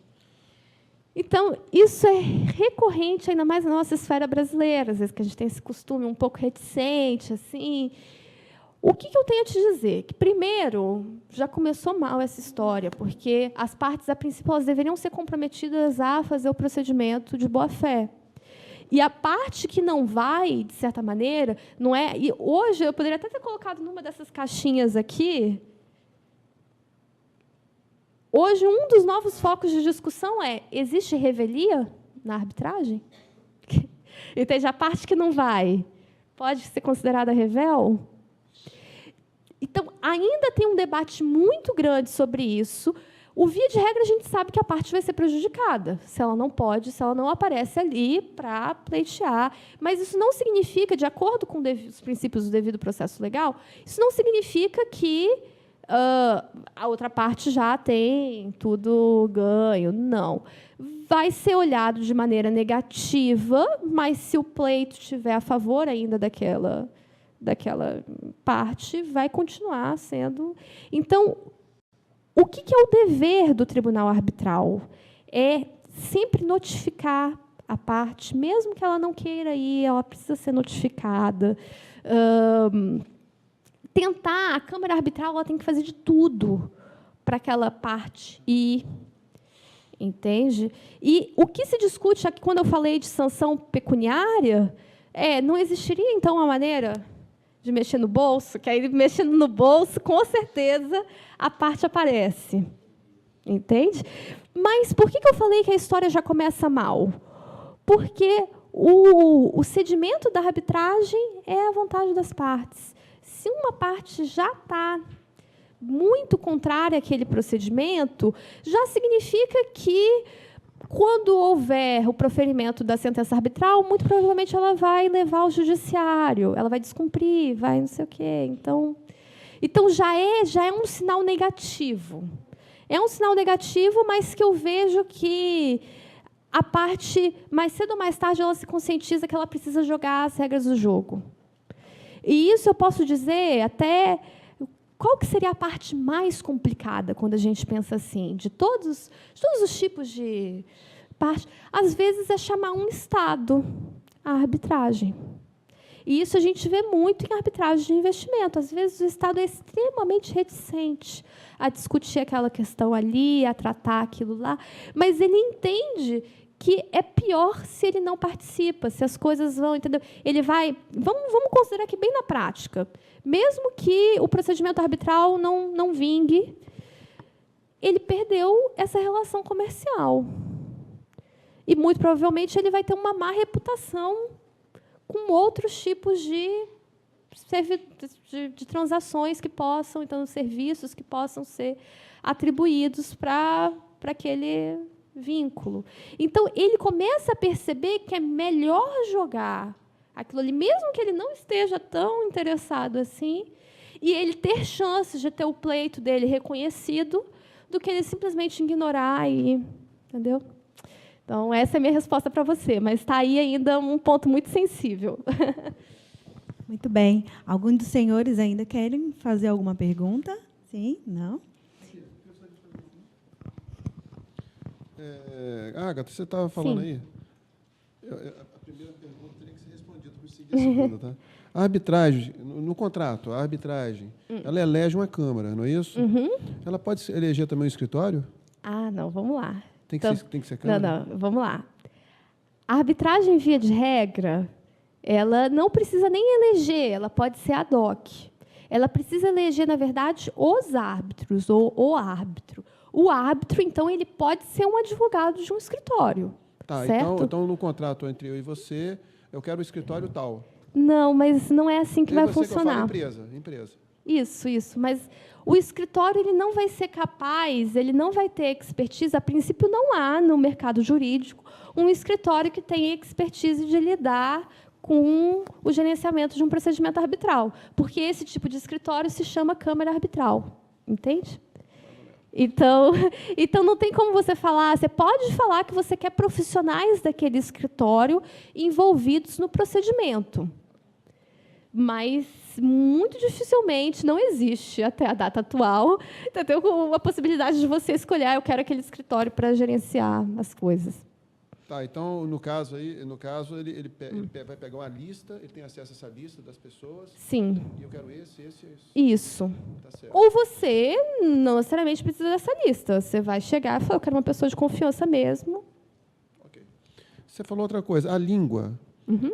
No caso, se você escolher Paris, você pode chegar e falar assim, eu quero tudo em português? Pode. Quando você fala que está em português, sai em inglês e é traduzido ou é feito em português? Então, isso depende do acordo das partes. Mas posso te dar casos concretos que ocorrem na Câmara de Comércio Internacional de Paris. Tem brasileiros que trabalham lá, tem equipes, na Câmara de Comércio Internacional de Paris, tem equipes por continente. Tem uma equipe que lida, então, com casos latino-americanos, uma equipe que lida com casos russos, uma equipe americana, norte-americana, que vão ter pessoas que já são fluentes naquelas línguas, Ok, por então, pressuposto. Eu acho que você fechou a quarta pergunta. Ah. A Câmara, se não me engano, a CAN, Isso, ela tem CAN-CCDC. árbitros, essa é nacional, né? Brasil. Isso. Uhum. Pelo que você falou ali, tem árbitros de outros países? Sim, sim. Tem chinês ali, tem um... Vamos ver. Peraí. Foi isso que eu entendi. Sim. O chinês Tem eu não belga? tenho certeza se tem. Não, Não eu está não vi China, mostrando não. Eu aqui. procurei e não achei, Mas, não. ó, britânica, Chileno eu chilena, vi. colombiana, costarriquenha, espanhola, francesa, grega. Então, É um cidadão para daquele país. exato, para todos os gostos, que obviamente domina aquela língua, é a língua materna dele. Então, assim, o que acontece? Me perguntou na questão prática dos documentos. Vai depender do acordo das partes. As partes vão estar dispostas a fazer uma tradução de cada documento? Ou elas vão confiar, o árbitro sabe português, o outro vão explicar para ele? Vamos imaginar pelo que você assim, falou, por exemplo, todo a mundo vai empresa trabalhar em português e tudo bem. Se ele fala inglês, vai, entendeu? Por Vai exemplo, funcionar. a empresa brasileira com a belga pode falar, eu quero esse belga aí, eu quero que seja em belga, o que é francês, né? Ele vai falar francês, ou vai falar inglês, ou vai falar flamenco, Escolhe a língua. ou holandês, porque na Bélgica tem muitas, entende? E não necessariamente, olha só, eu sou brasileira, mas falo francês, espanhol, inglês. Então, não necessariamente também a nacionalidade da pessoa limita ela em termos linguísticos. Entende? Pelo contrário. Então, às vezes, você escolhe uma pessoa porque você confia nela, e aí o que der de língua vai ser ajeitado depois. Entende? Ela vai ser uma pessoa fluente, ou vai ter um tradutor com ela, que vai ter um custo extra, mas você vai estar disposto a pagar aquele custo extra. Entende? O caso complicado que eu falei, que eu acho complicado, que eu não recomendo, é o caso da cláusula arbitral que estabelece a língua assim, dupla. Porque aí você não sabe se tem que ser inglês e espanhol ao mesmo tempo, você não sabe se tem que ser inglês traduzido, uma tradução simples em espanhol, compreende? Qual que é a língua dominante? Então, isso que é complicado. Estabelece uma língua e depois, o que a gente pensa, o que eu acho mais complexo na realidade do comércio internacional, é que pensa numa multinacional. Às vezes a gente está falando de um problema aqui no Brasil, mas os documentos, sei lá, são em chinês, tá em outra parte. Aí isso sim entendeu? Porque tudo bem, a língua está bem estabelecida, mas vão ter coisas que vão ter que ser provadas e mostradas como evidência que não necessariamente são em português. Entende? Queridos, mais alguma pergunta? Sim. Boa noite. Primeiro, parabéns pela excelente palestra, Agatha. Você tinha falado algumas características da arbitragem aqui no Brasil, como a falta de rotatividade, a nomeação cruzada, e pela sua experiência no exterior, eu queria saber se esse cenário é muito diferente. Essa é uma ótima pergunta. Você me coloca numa saia justa. Por quê? Posso dizer que na França não é tão diferente assim. Porque, olha só, ainda é a lógica natural das coisas. Eu espero que isso esteja em processo de mudança. Mas a arbitragem, ainda que aqui no Brasil a gente pense que são 20 anos de consolidação, mesmo nos outros países não é tanto mais tempo assim. E é um mercado relativamente fechado. Então, as pessoas que começaram, elas ainda têm uma preponência, uma relevância muito grande. Então, o mercado francês ele ainda é muito, entendeu? Você escolhe. E aí eu posso também sair um pouco da esfera comercial e ir para a esfera da arbitragem de investimentos. E é muito curioso que a gente tem uma concentração de indicação dos árbitros. A gente tem uma lista de 5 pessoas que vão ter sempre as indicações pró-Estado ou pró-investidor. E, curiosamente, por mais que a arbitragem seja um meio majoritariamente masculino, na arbitragem de investimentos são 2 mulheres que concentram todas as indicações. Brigitte Stern e Gabriele Kaufmann. Elas são 2 árbitras que concentram tudo, porque elas são muito boas no que fazem. Entende? Então, acaba tendo essa tendência de concentração. Mas aí fica a questão para a gente, jovens advogados, porque eu também me considero uma jovem advogada. Como que faz para entrar no mercado, então? Se é um mercado de tanta concentração, de indicação, Hoje está mudando. Como que você começa? Você tem que trabalhar, a princípio, num escritório que mexa com arbitragem, que veja esses contratos internacionais, que você possa discutir isso, que você possa ir ganhando experiência e possa ser ativo ali naquele meio. Então, que você veja pessoas e que você possa ser visto, e que você possa começar a montar uma reputação. E aí também vem o papel das câmaras arbitrais, assim, na lista de indicação delas, que elas coloquem árbitros. Aí você tem que até pensar, né? Poxa, não seria melhor confiar num árbitro jovem advogado que iria cobrar menos e poderia fazer um trabalho tão bom quanto uma outra pessoa que cobraria o dobro ou o triplo? Por que não dar a chance e aí avaliar o trabalho dele e aí ver como que isso se sai? Por que não desses, vamos ver aqui, desses 71 árbitros brasileiros, colocar, sei lá, 10 que são novos no mercado e começar a testar como isso funciona? Dá a opção de ter jovens advogados, jovens que participam, que são novos, na verdade, digamos. Não é? A gente utiliza o termo jovens, mas que são externos àquela panelinha, entende? E de abrir as portas da arbitragem. Então, eu acho que essa é uma ótima demanda, que é a demanda da acessibilidade. E de não ser mais esse... Só que o que eu penso, se você quer saber a minha opinião pessoal, hoje o mundo está muito globalizado, muito. Né?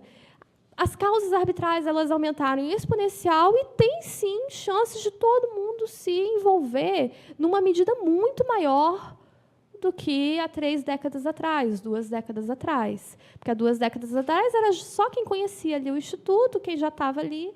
Hoje, você tem, sim, chances de se envolver de maneiras que antes não seria possível. Então, eu não estou dizendo que entendeu, um mundo ideal ainda, perfeito, para a inserção de pessoas novas e de novas indicações de árbitros, enfim.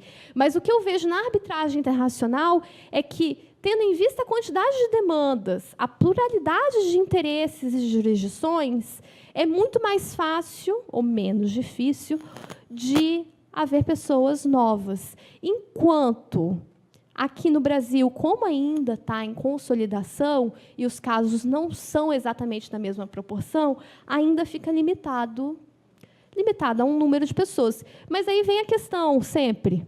Quando é limitado a um número de pessoas, eventualmente, essas pessoas vão ter que passar o bastão. Ou vai ter uma transição de geração aí. E como que isso vai funcionar? E eu acredito que, em poucos anos, a gente vai ver muito essa transformação, que é uma geração que começou há 30, 20 anos atrás e que agora já vai começar a se aposentar. E aí? O que a gente vai fazer desse novo mercado da arbitragem? E como que a gente vai promover esse discurso à luz dessas novas demandas? Então, era isso que eu queria trazer aqui para vocês hoje, de conhecimento. E eu acho que é ter acesso à informação que já muda, assim, vocês saberem como que funciona, que já te dá uma ferramenta para se inserir. E porque, às vezes, ainda na nossa realidade brasileira, a gente fica muito adstrito às caixinhas do direito, tal qual é ensinado na faculdade, a gente não vê quais são esses outros campos.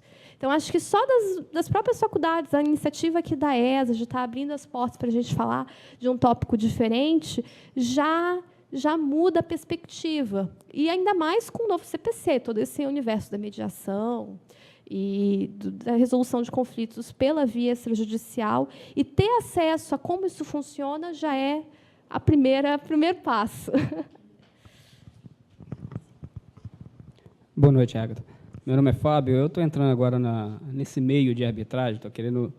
E você falou que o Brasil está entre quinto, terceiro, às vezes, do que mais se utiliza de arbitragem. Só que se você até começou meio que explanar a respeito disso aí agora nessa última pergunta que ela fez. Pela sua experiência, não só aqui, mas também lá na França, e o que você acha que ainda falta no Brasil para a arbitragem ela ser vista de uma forma diferente? Porque se você for no mercado hoje, para qualquer pessoa que você fala sobre arbitragem, ela não sabe do que você está falando. Então, parece ainda que é alguma coisa bem fechada. Pela sua experiência, o que você acha que precisa no Brasil ainda para a gente chegar nesse ponto? Tem muita coisa aí para ser dita, assim, mas, em geral, a primeira coisa para aproximar o público, e é isso que eu falo da demanda de acessibilidade e democratização da arbitragem. Mesmo na França, a arbitragem ainda um papo elitizado, se a gente fala assim. Não é qualquer pessoa que você vai pegar na rua que vai saber. Mas é a questão da informação. Lá, os procedimentos arbitrais de grande porte estão nos jornais. As pessoas sabem o que está acontecendo, têm uma noção do que se trata. A gente teve uma personalidade política que teve todo um envolvimento com um caso arbitral e que aí teve toda uma polêmica midiática. Esse é o caso Tapie, que a gente chama lá. Enfim, toda uma situação. Então, na França, o pessoal hoje sabe o que é arbitragem. Mas sabe por quê? Porque isso foi para a boca do público. Certo? Seja por bem ou por mal. Hoje, o que eu acho? Que a gente está começando a fazer esse processo. O processo do novo CPC já incentiva, de certa maneira, essa discussão. Agora, o problema que a discussão aqui ainda, atrelada ao novo CPC, é que a arbitragem não consegue ter uma independência enquanto instituto. Ela sempre fica atrelada ao poder judiciário, de certa maneira, à mediação, à conciliação, aí você não sabe direito o que é, você sabe que é uma bagunça de métodos extrajudiciais, e não sabe qual que é o limite entre cada um. Então, assim, teria que ganhar uma autonomia nessa discussão, primeiro ponto. Segundo ponto, extremamente importante, é a formação jurídica. Porque lá na França, ter uma cadeira de arbitragem é obrigatório. E aqui no Brasil é ou não é? A gente está começando a ver, às vezes, assim, aqui eu falo da experiência da UFES. A UFES não tem, e é tratado pontualmente em algumas matérias, mas não tem. Então, um curso de arbitragem, e eu fui da primeira leva que iniciou um grupo de pesquisas e estudos em arbitragem. E aí, em paralelo à vida acadêmica dentro da sala de aula, a gente consegue estudar isso. Na FDV, por exemplo, tem uma matéria de métodos extrajudiciais, mas será que isso aborda bem o assunto? Não sei. Eu esqueci o nome da faculdade agora, agora, mas se eu não me engano, em Governador Valadares, me parece que tem uma... Se eu não me engano, em Governador Valadares, me parece que tem uma faculdade que já trata mais diretamente da arbitragem. Eu esqueci o nome dela agora, me falha o nome. Eu acho que é elementar. Se o Poder Judiciário é uma via de jurisdição, a arbitragem também é. Por que a gente não estuda metade do curso, então, em arbitragem? É uma proposição, meio... Entendeu? Meio um tanto... Mas entende, de igual peso. Na França é assim. Na França não tem distinção.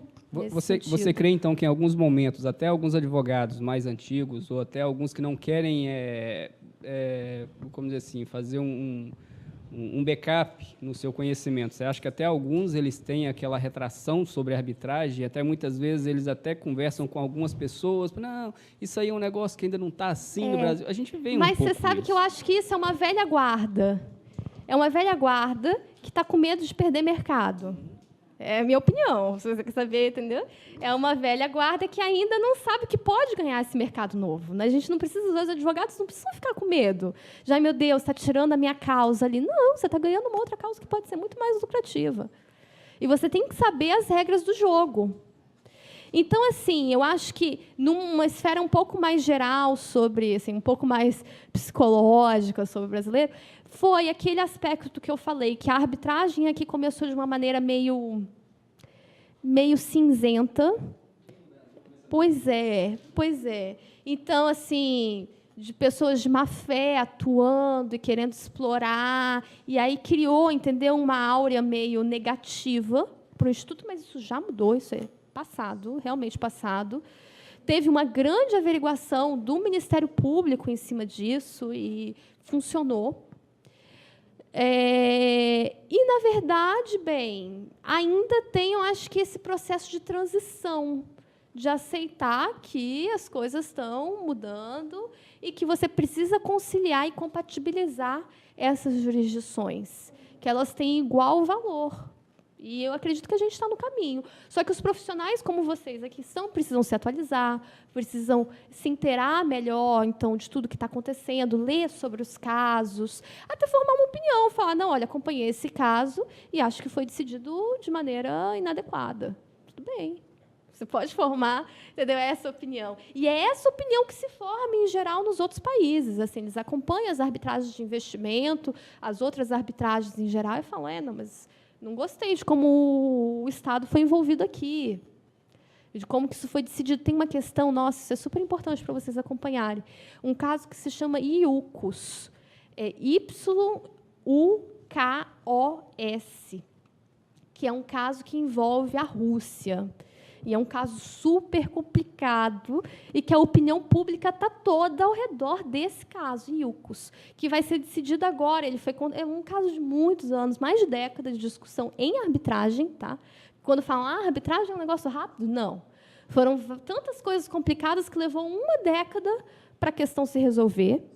Quando foi resolvida, foi levada ao judiciário.